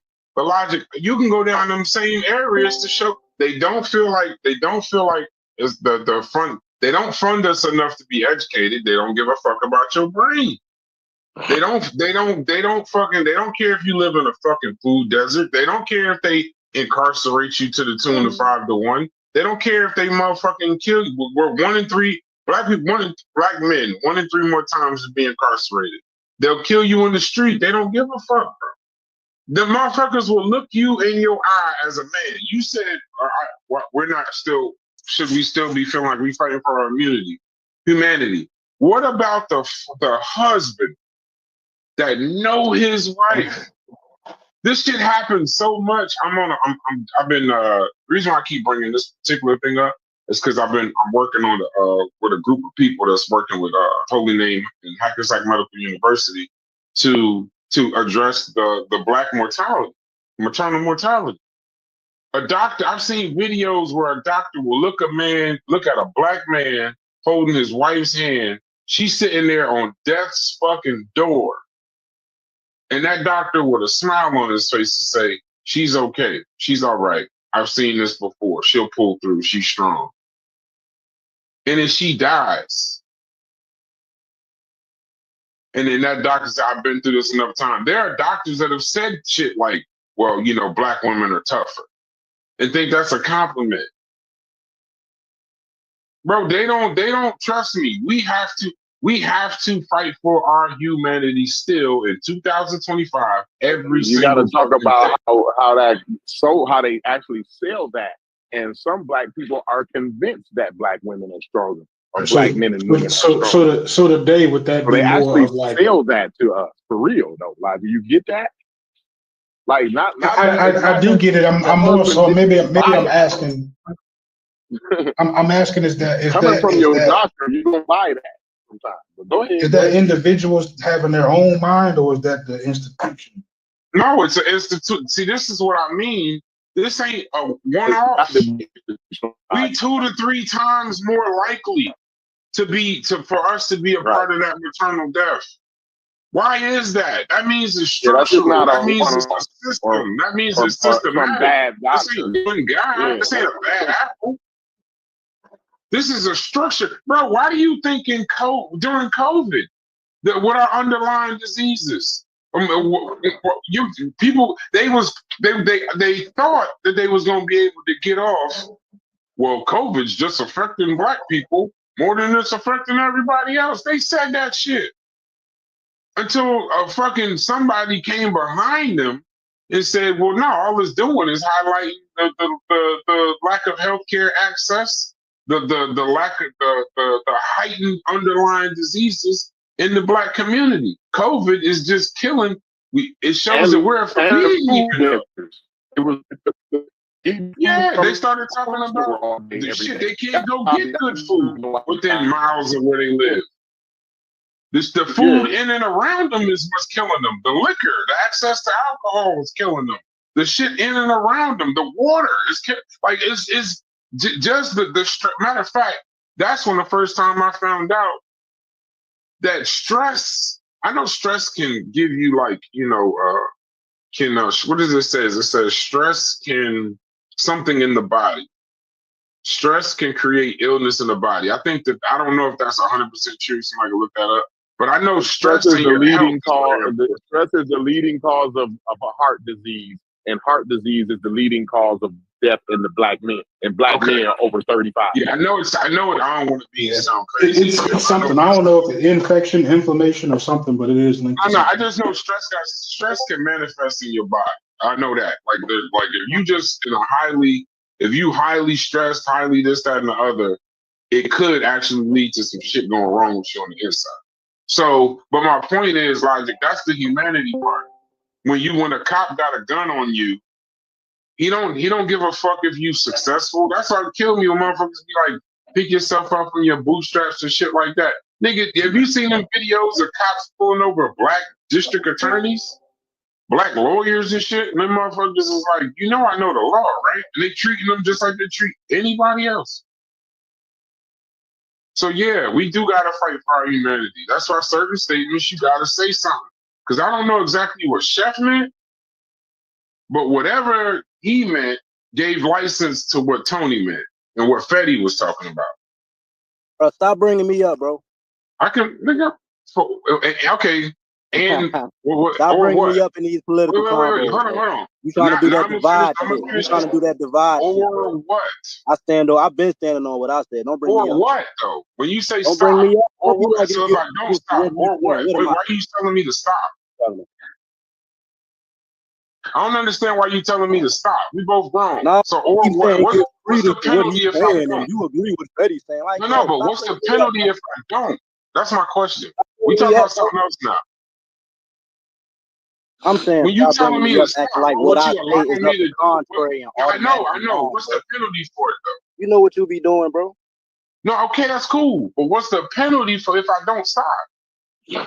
I'm just saying it goes more to say about you, not me. I'm just saying. Okay, that's cool. I'll talk about me then. All right. Because I know you agree with Tony fully. So you can say don't bring you up, but you do. You do. You can talk about me all you like, though. You can talk about me all you like. I don't mind. Okay, I appreciate it. But when Chef said oppressed, we're no longer oppressed. I don't know if he mean what y'all mean, but I don't think he mean what y'all. No, and that's Chef just the black credit I'm gonna give Chef. But if he's saying what you saying, I'm gonna keep bringing him up because he know that shit ain't right. He know that's incorrect. So it is what it is. What is oppression? Did y'all get to that? I stepped No, off. you left, and then Charlie. I'm glad you're back, yo. I'm glad you're back. You're the man of the hour right now. No, you said oppression. We're no longer oppressed, and then Thomas Sowell and Ben Shapiro, they took that shit and went full right with it. That's what you did. Yeah. You gave these two niggas license to go absolutely ape shit. Hold on. The oppression, I'm giving it to something quantifiable, right? So when I was talking about oppression, I was pointing to tangible things, legal things that made us second-class citizens. Now, am I saying racism and am I saying that racism and all of that shit don't exist by me saying that oppression don't exist no more? Like, I think we sometimes conflate certain terms together, right? Am I saying racism is over and we're not facing systematic racism and shit like that? No, I'm saying oppression, far as wise being by those racist tropes being codified in legality to deliberately that could be hindrances for us. I'm saying that if that's oppression, that's over. Is there lingering effects of it? Yes. But everything that I'm saying is that everything that needs to be fixed now is our shit. So if there's any inequalities that's still lingering, we're the ones that gotta fix that shit. Because the legal restraints is removed. It's removed. Everything else, they don't have to like you. They don't have none of the shit that makes us uncomfortable. You think what I'm saying? Yeah, that's I'm a byproduct. with that. Yeah, that's a byproduct of us having to live here amongst them motherfuckers. But look, we got our own schools. We have our own communities. You subject yourself to the shit that you're uncomfortable with now. You literally do. You feel me? You think Asian Americans, you know what I mean? Whatever they go through that they don't like is because they agreeing to deal with it because it's a benefit to them in some type of way. So us dealing with the larger society, we deal with them because it's a benefit to us to deal with them. If it wasn't a benefit, we don't have to do it. We're perfect. We can live where we want to live. You think what I'm saying? If I move into a white community and experience racism, I put myself there. I didn't have to do that shit. If I look, we got our own colleges that we don't even like to go to no motherfucking more. The HBCU is the way it is. Black people could fix them motherfuckers if they wanted, if they had the mind and the energy to do it, and they could do it. Like, so we good. Energy. Yeah, Virginia State. We're not, and you're wrong. But go ahead. I don't know how to explain it to you. I'm gonna just say that I done said enough. I'm gonna just say we not victims no more. No, I'm not talking about victims. I ain't even used the word. You said we're no victimhood mentality. I've been crying for 3 hours about victimhood. Niggas can fix. My thing is, Brad, me and you, right? Just check out right here, right? in Baltimore, right? Black City Council. Like, but I'm trying to figure out, like, yo, these problems are problems that white people then gave over to you niggas to fix. If there's a housing problem, you know how many black realtors it is. They could fix these fucking communities. But each one of them is worried about, I'm going to flip this house, I'm going to flip these houses, I'm going to make my money, I'm going to move somewhere else. Those black realtors can get together, right, and fix whole fucking communities. So it's on, nobody is stopping the niggas. Nobody, the shit is wide open. I just don't, like, yeah, I don't see the oppression. We're oppressing ourselves. I'm going to say, fuck it. Okay. Or maybe we ain't smart enough. I don't know. Something going on. But no, you just sound frustrated. You sound frustrated because I don't know. I ain't beating a broken record. I'm not beating a broken record. I'm not. I can't keep whining maybe I'm just. I'll die on this hill. I'll die on this hill. I'll die on this island. I know. And when we keep saying that, we keep making excuses this time or the other.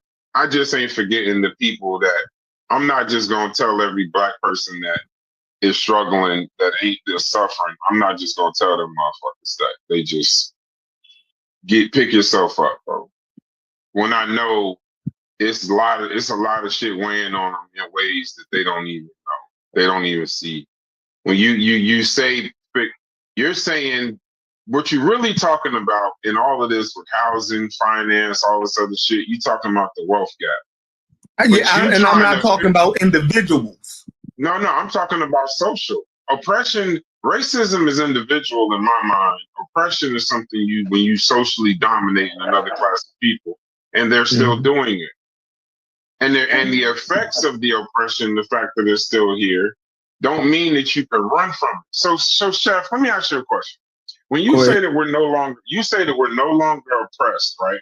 We may be feeling the effects of oppression, but we're no longer oppressed. But if we worked for free for 250 fucking years, you're saying that we could fix that. We can somehow we can't fix that. We already the work. No, but you just said we can fix all of these problems. That's oppression. The oppression. Forget slavery. Slavery was the act. The effects of it was 250 years of free labor. And you're saying, because see, that's the effect that you want me to just glance. Oh, it's just the effect. The effect is that. But you're saying that we could fix all of this shit. We could fix all the inequality. The GI Bill, how that shit created the middle class, a white middle class. Told us it was going to create a black middle class. It didn't, but somehow we could fix that. You denying, bro, the wealth gap is $250,000 to $44,000, and you think that we can fix, like it's just up to us. Everything is out the way, and we have no barriers. That don't even fucking make sense, what you saying right now. It don't even, I'm not trying to take power away from black people, but that within the power, there has to be some responsibility, some common sense, and some accountability. Some things, in order for them to be fixed, it's going to have to be fixed outside of us. We can do what we can do. Don't get me wrong. We're all examples. I'm assuming most of us on this call are examples of doing what it is that we can do within the system.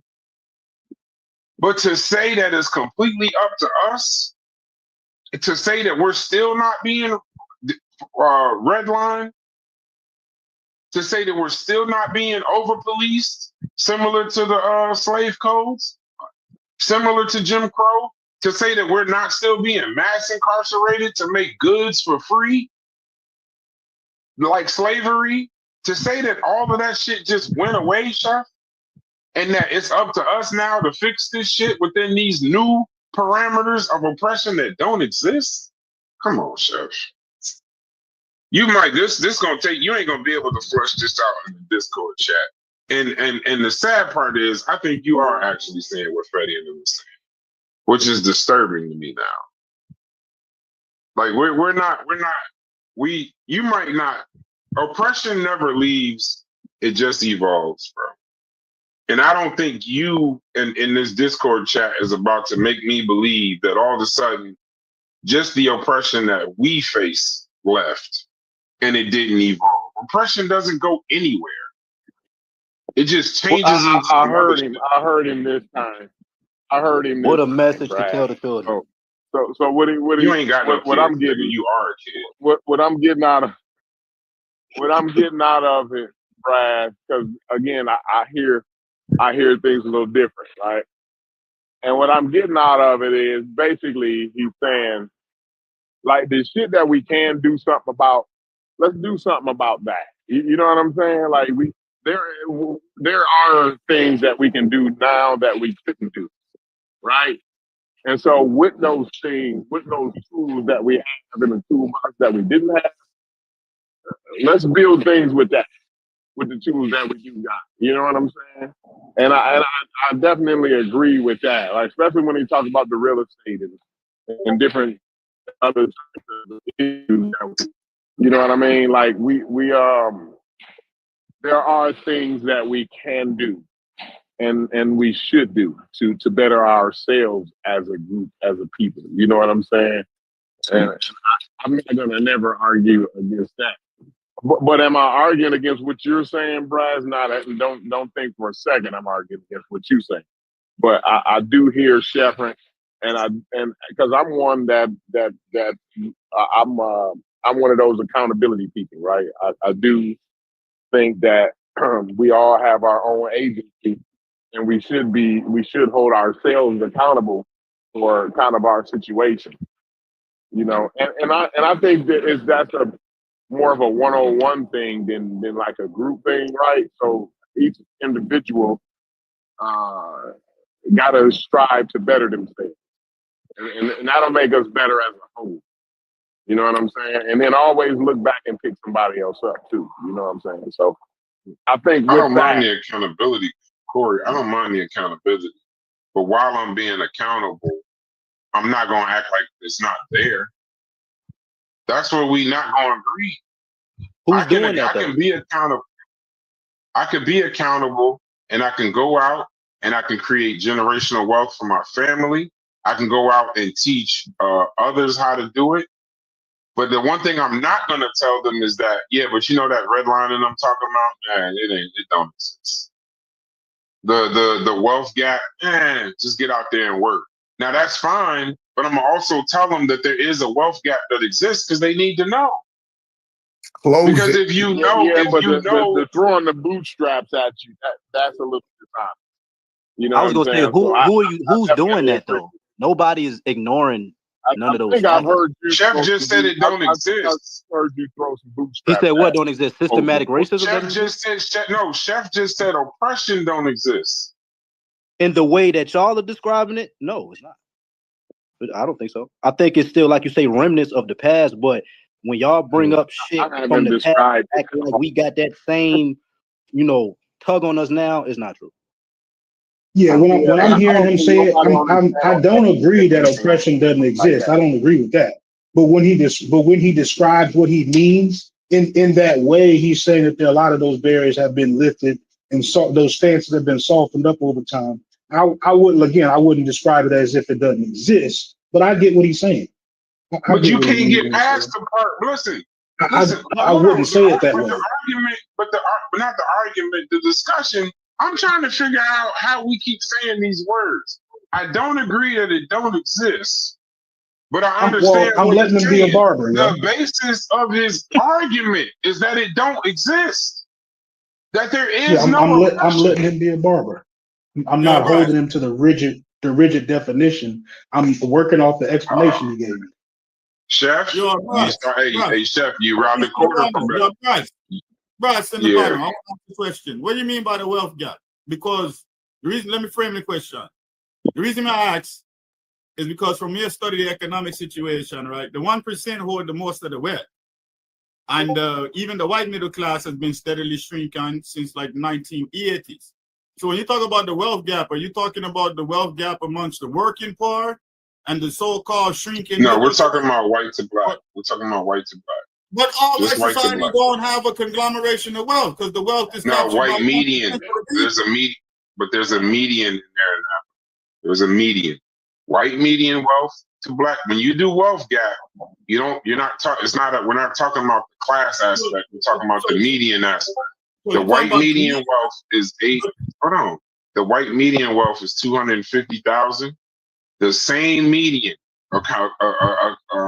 accounting for that median in our class is 44. It's 44,000 compared to 200. It's $210,000 more if you're taking away everything else and just dealing with the median. It's $210,000 more than us. How is the statistics described? Are they taking the general amalgamation of white money and then distributing that against the amount of white people to get to a median? Or you I don't know. understand? I can look up this amalgamation of white funds and distributing Like that what you're against. talking about is the mean. You can mislead. Statistics can be misleading, and when we talk about this wealth gap, I see just too many Americans that's poor. No, but Like, I'm not talking about all Americans. even white Americans are poor. Yeah, I know. But you having another conversation on that. We're not having that conversation. I agree with you. I'm not going to disagree with you on that. He said median. He did not say mean. Mean is the average overall. For every set of numbers you can pull, I could pull another 10.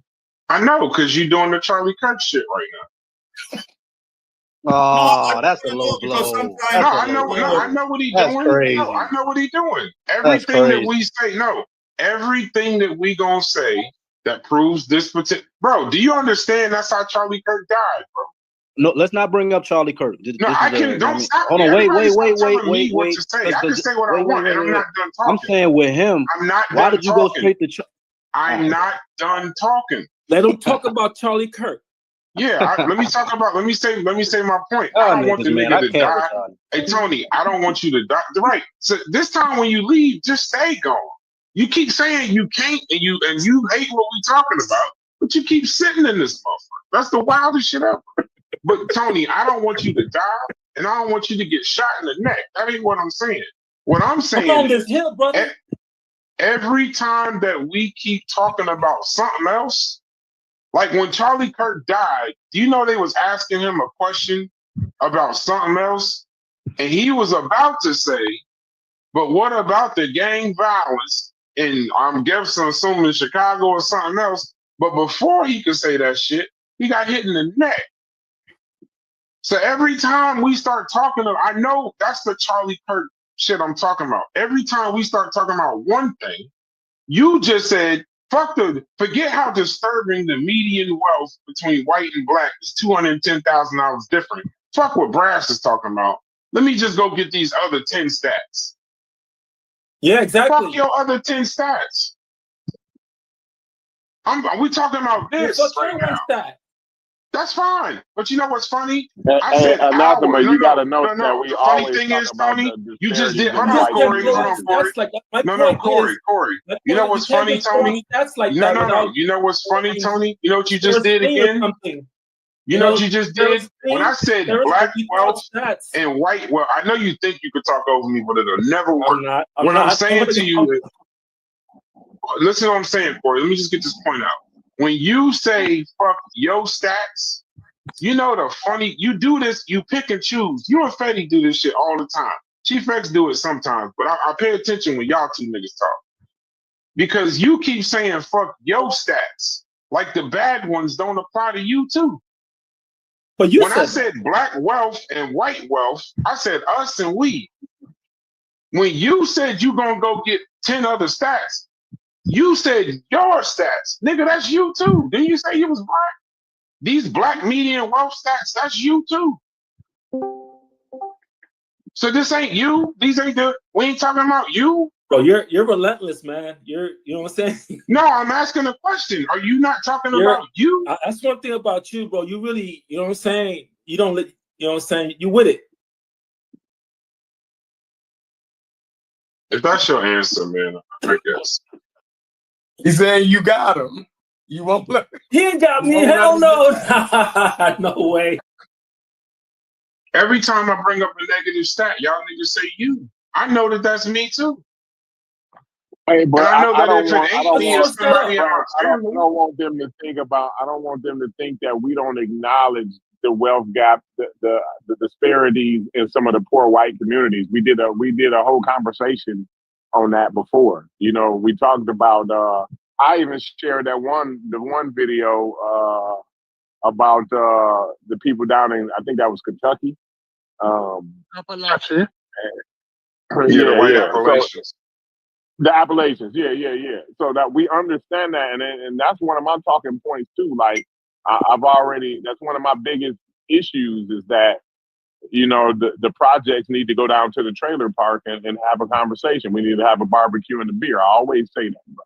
So don't think we don't know every aspect of the game, bro. Like we talk about it from every angle that it can be talked about. You know what I'm saying? So I don't want people to think that we only talk about it from the black plight or the black perspective. I think we're intelligent enough to see other people's perspective and understand the oppression and how it affects American as a whole. You know what I'm saying? Well, see, my argument that goes to the other way too, though. Y'all gotta acknowledge that we recognize shit y'all talk about as well. Y'all said as if we don't know these things, and these things haven't been preached in the black community for decades. When y'all bring up, so that really wasn't good to you, Fetty. Though I know. No. I'm just saying. I go on a roller coaster with you. So today I might think you crazy. Tomorrow you'll say some shit, and then we'll be in the same boat. You know what I mean? So it's good, bro. Don't worry about Corey, it. let me show you what I talk about, Corey. Look here. But me and Tony, I don't know Tony. Go ahead, Tony. Me and you ain't like me and Fetty. I'm gonna let you ride. Go ahead. Yo, Corey, me I thought this is not the man. See, how me I look at it is that what's up, man? What's right? with you? And then those things are intensified in black people. So whatever's going on generally in America, you're going to see it more intensified in the black community because we're smaller and we have so many things against us. So you can see like the general word exacerbated or exacerbated in our community. I like the word exacerbated. So the wealth gap has to do more than income, right? It has to do with what you own and your assets versus your debt, right?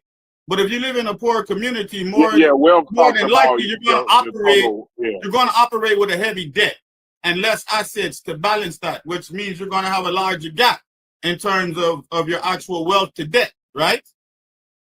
Absolutely, yeah. Mm-hmm. And I'm just saying that's a byproduct of poorness in addition to the racism that's imposed on you. So it's going to be intensified in your community, but it's what generally occurs in America. Absolutely. Yeah. You're absolutely right with that. You're absolutely right. I wouldn't disagree. And that's my stance. That's always my stance. Yeah, but the thing about it, Dred, is that the occurrence, when you look at the statistic, because that is what Brass is doing. Brass is looking at statistics. And what statistic does is that it works more in percentage than in generalized numbers. Meaning that although I can compare 500,000 people to 200,000 people when I'm looking at pure statistics, I can say within the 200,000 people, 60% of those are poor. Because the statistics can show the numbers that is being affected. And when he looks at the numbers and the comparison and use the median, not the mean, he's not averaging out all the wealth of white people and then dividing it by the total number of white people. The median is that when you look at all the numbers, the middle numbers. Yeah. We know. Mean, medium, and odd. That's what y'all chat. Yeah, let me explain to people. So those numbers now, when you use the median, it is less probable to be affected by large numbers. So although the large numbers in the white population show that they have more millionaires, the median will be less affected. So we show what the actual true middle numbers are. And when you compare their middle numbers to our middle numbers, their middle numbers are significantly higher by 200,000. So because Asians, because in that the reason why the median number is so important to me is because that's all of the middle class households. That's the middle. That's the middle class household. So when you saying our middle class household versus the Asian middle class household versus the Hispanic middle class household versus the white middle class household, what we think as far as middle class, basically all things being equal, we make about the same, this, that, and the other. Our wealth is 44,000. White people is actually 284,000. You want to hear something crazy? We don't talk about Asians. Asian median household wealth is 536,000. But you know why we don't talk about the Asians? It's because we don't see them motherfuckers as the reason for the structure, the people that are in charge of the structures and systems that's fucking with the wealth. We just know that they brought the most intelligent of them motherfuckers over there. Asians brought whatever they had over here, over there, wherever the fuck they from, they brought that shit to the United States. They using that shit in here in the United States. They didn't take all the Asians. The Asians that'll bring that number down can't even come over this motherfucker. They want the doctors and the technical not technicians. The ITs, the engineers. Those motherfuckers. They bring them over here, and then they come over here with that same thinking that they had over there. That's why I'm saying, like, that's why I think they run our parallel systems over to that. But the funny thing about Americans is, African Americans, is we don't have the fucking over there. We only got the here. So we just trying to do American shit while being African Americans, and then you got some niggas talking. That's a whole nother conversation. But if it's at the median, Hispanics is at 75,000. So if we at 44,000, and then also I got a motherfucker like Chef telling me it ain't no fucking oppression, and then I got a motherfucker like Fetty and Tony saying, "Oh well, just fix. We got to talk about how we gonna fix it. This, that, and the other. We got to at least recognize that wasn't even coherent. Say that again. Brass, I'm done talking. Brass, just like how you emphasize the God with the money, emphasize that when you're talking about the media, you're talking about the middle class black people. Yeah, like a typical family. What a typical family. We're not talking about the poor black people. If we compare those numbers, if you compare the poor black people to the poor white people, the bottom half of the data, you start saying shit. No, that is when you compare that now, you will see the real oppression. Why is it that poor black people are so poor in comparison to other poor people? Our poor, they're poor middle class to our poor. So although you can say those persons in Appalachia, if you look at their income as poor people, they're still in a better position than poor black people. That's when the data get skewed. And when you compare to the not only that, they own the shacks. That they're not renting those shacks. They actually own those, right? And the property and the property that those shacks are on. So that goes. Hey, and Corey, go back to the union conversation. Remember when we was talking about deindustrialization in the United States? Just the simple fact that these motherfuckers had the heads up when them shits was closing to go and start their own shit. And they had to access the capital to go and start their own shit. Now they could have been the same motherfuckers that would be out of work in Michigan and fucked off. In Michigan, when GM left, they had their heads up, and half of them went out and got those loans that black people wasn't able to go get. Right. Also, they were able to, even if they weren't in good shape as far as the credit goes, they still had collateral.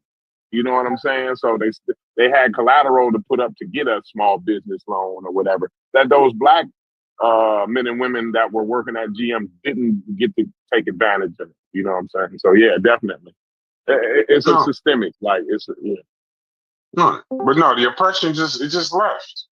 We're no longer oppressed.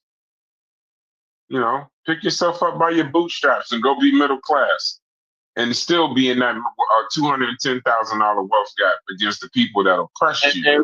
And so one of the details to that number, Brass, too, is like you and I may live in a nice middle class neighborhood, right? But on average, right, we have a bigger debt to be in that class. You see what I'm saying? To live in that neighborhood, our debt to actual wealth has to be way greater than the white people. That's why you get the disparities also. You see what I'm saying? So we look good, we riding in the Range Rover, and we live in a nice neighborhood, but that shit ain't paid for even close. That shit ain't even close to being paid for on average.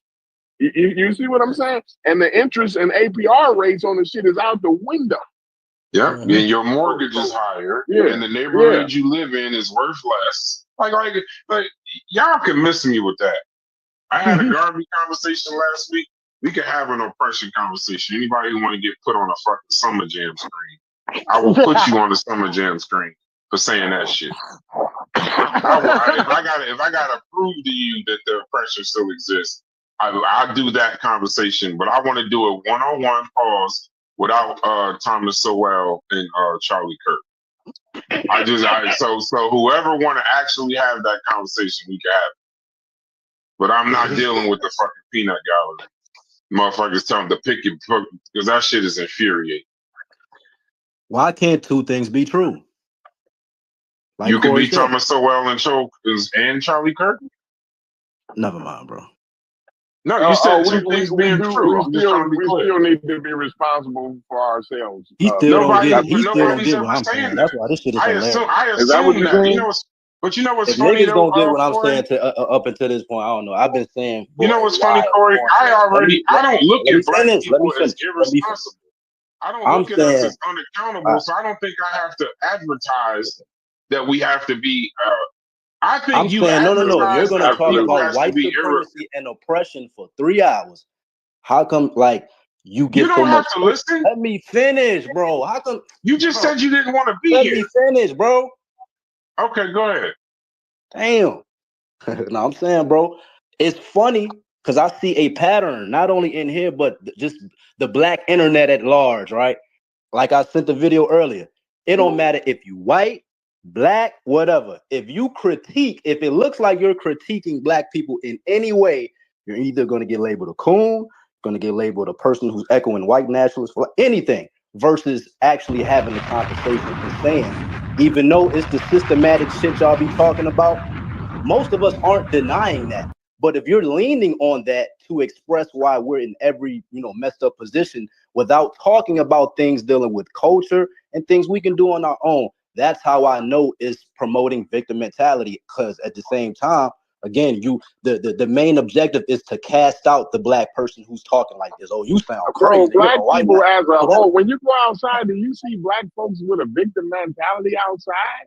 I think your community. What kind of community you live in? What kind of community do you live in? I'm in a black. You live in a black community or a mixed community or a white community? What you live in? I would say a mixed community, but I directly and in that mixed community, when you get up and go to when you get up in the morning, ain't everybody in that fucking community getting up to? Say that again, bro. When you get up in the morning to go do your thing, when you get up in the morning to go do whatever it is you do in the world, ain't the overwhelming majority of that community getting up with you, going to do whatever it is they do in the world? Yeah, but you don't want to know the answer to that. If you want to have a real conversation, I do, a lot of black people, and I see a lot of differences. Community. We talking about in the community. I have a diverse community. Me too. I do too. Go ahead. I'm saying, I'm just asking you. Yeah. Let him finish. He's gonna go left in a minute. Just let him finish. Go ahead. He's trying to plant the seed already. Look. No, I'm saying, I'm saying as far as community and what I do for a living is a little different. Because in my immediate workspace, again, I employ a lot of black people, but I also have people of different background. I actually have couple Egyptian, North Africans, 4-5 Venezuelans, 12 black people. And the ones like the older black people who I employ definitely do their thing. They get there, they do their thing. But like there's a certain group of black people who I employ that I have to work with because they be doing fuck shit. They be leaving weed in my van, be showing up late, be crying about every damn thing. And I see another group, even within the black community that handles things lazy asses. Right. No, but I'm saying, but again, the fact that I'm so black and I understand the circumstance, well, like especially a lot of. Let me finish. Shit in every demographic. This shit Why crazy. would you keep the pieces of shit working for you? White folks don't do that. Again, when I know that person, Pops just got killed and he's 19, 20, and nobody else will give him an opportunity.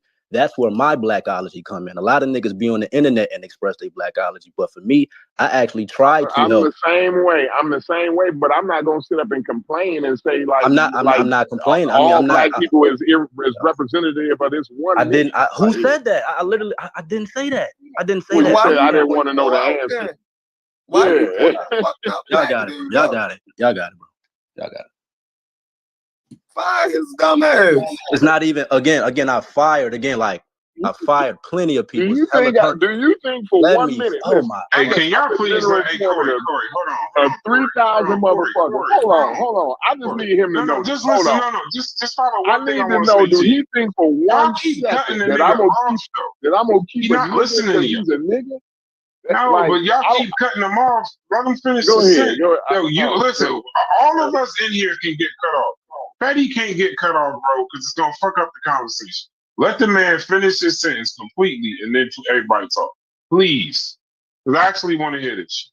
Go ahead, bro. Go ahead, Fetty, please.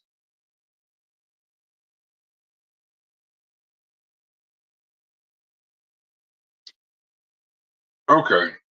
He don't want his turn, so I'll take it. No, that's what I be saying. Like he don't want his turn. What do you want me to do, Brad? No, go ahead, bro. This shit crazy, bro. That's how I be trying to know. I'm trying to fix this shit before you Yes, go ahead, Fetty. Say your point. Can I speak for 30 seconds without getting cut off? Yeah, no, you can speak as long as you want. Go ahead. I'm saying when y'all talk about firearm and all of that, y'all don't get again the burden that I have, right? Like again, in my community, even my pops, my uncles, like we're a huge staple in our communities, and we use sports like coaching and all of that to reach back, right? And in my life and in my experience, I have a lot of people, young people who look up to me, and I try to put them in good situations. So it's not as easy as y'all say, fire them, because I know if I let this nigga go and just throw him out to the world, he gonna be fucked up. So that's where my blackology comes into where like I gotta work with certain black people who can't help themselves, and I'm willing to give them an opportunity to do so, to contribute to society, as you say. So y'all don't really understand, but it's cool though. Like if y'all really knew I get that.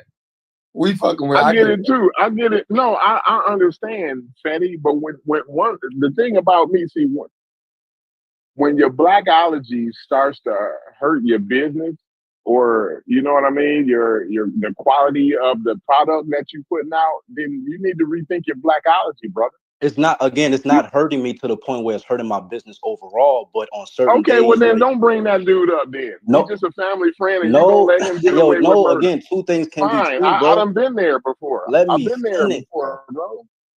Go ahead. All I'm saying, bro, overall, Nah.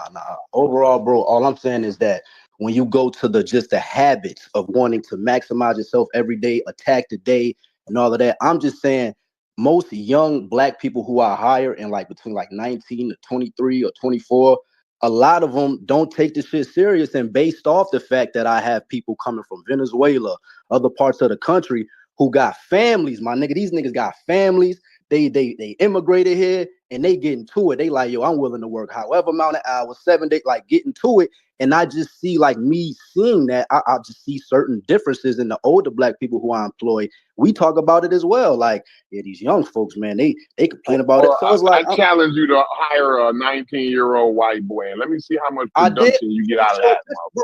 I hired plenty of young white people. What are you talking about? That's what I'm saying.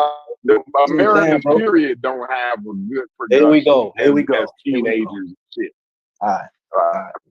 You don't know who I try to. I'm not expecting the same because you compare the guy to the older guys, right? You compare this guy to the older black guys that work with you. You ain't got no problem with the older black guy. What I'm saying is, if you got older white guys, you're not gonna have the same problem as you're gonna have out of the younger white guys.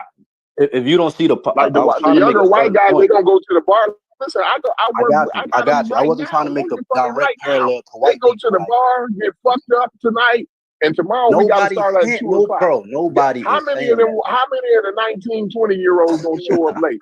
It don't matter what color they is. I know a lot of y'all got kids. Whatever. Know more than me. Tomorrow, guess what? We got to start at.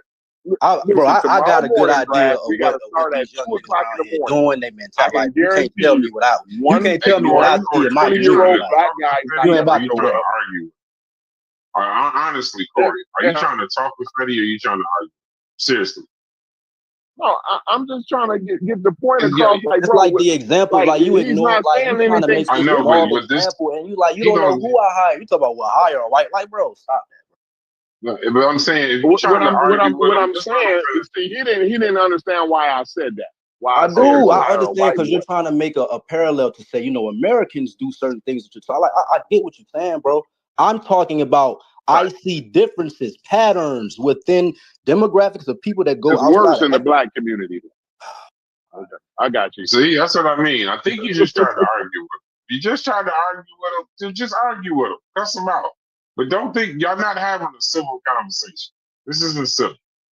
It's not.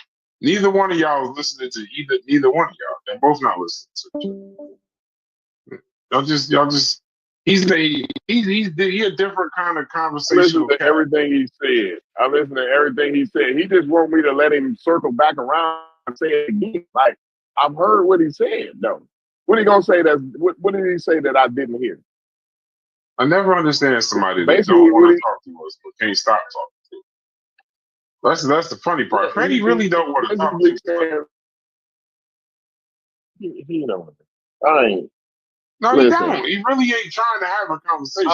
I'm with all the accountability in the world. I'm with all the accountability in the world. But when we sitting up here trying to act like black kids is more lazy than kids, that's racist. It's wild as fuck to me. It's wild as fuck because I work with you think on a construction site, this ain't one of the most diverse places you could be in. And I was going to explain tomorrow, we got to start at 2 a.m. in the morning. Concrete is going to be touching the ground at 2 a.m. in the morning. When we get here in the morning, everybody that's going to show up late is not because they black, it's because they young. So you're going to have the Mexican kid show up late because he went to the bar. The black kid went to the bar last night. They all went together. All these motherfuckers went to the bar together, and they all gonna show up late. Freddie eyes the black kid. You see what I'm saying? He ain't a kid. All the black kid. See the difference? But do you see the difference though? I'm the fool for pointing that shit out. I'm the fool. You call it wild. I call it racist. When we just automatically afford black people these fucking lazy, shiftless characteristics for just shit that young Americans do in mass. Most motherfuckers, most human beings, not just black people, most human beings, it takes children to get you to make sure you get your ass up and get out into it. Most motherfuckers will lead themselves in any motherfucking situation. But they won't lead themselves, they won't lead their children in a fucked up situation, so you'll just go get it. But that's a human thing. That ain't a black thing. You're not ever gonna make me believe that the black people in Virginia is just more shiftless than the motherfucking white people in Virginia. You can't start off a working on no planet would I ever start off a working hard conversation and with a 19-year-old. 19-year-olds ain't shit. I wasn't shit when I was 19. It wasn't because I was black. It was because I was 19. And it depends on where you're from. So you think an American 19-year-old, I don't care whether they black or white, a Venezuelan 19-year-old is gonna work his ass way harder than any American 19-year-old, bro. So comparing some Venezuelan kid. You know, it should be wild to me. I don't like. No, it ain't wild. You just need to call it what it is. You don't want to say it because it's petty, but you don't want to say it because it's petty. But that shit just is something real Thomas Sowell about. That's all I'm gonna say, bro. I'm trying to be polite and nice, but when you saying shit, niggas be saying shit about like my son gonna be 19 in a while. He just shiftless because he black? What are we talking about? No, guys, can I chime in on this? What I think is going on is he's talking about a certain cultural attitude amongst different communities, where certain communities breed an incentive to learn and compete. And certain times in our communities, that has to be given a different type of motivation. And I'll give you an example, like when you're teaching, right? For instance, you go to the white school, they're doing drugs, they're doing all of this. But when it's time to take certain tests, because they know they have an opportunity in society, they're going to compete. But with the black youth and all of this rhetoric we have about everything being against them, a lot of time they're deterred from competing. So although they do the same things, but when it's time to get busy, they have less of an incentive, my youth. They have less an incentive to want to take the test to pass it because they don't feel that it's going to be viable gateway to any opportunity for them. They feel this, and then that plays out in the way they work, their work ethic, all of that. And you got other cultures where young people, yes, they do what young people do, but no, when it's time to get busy, they get busy, they do.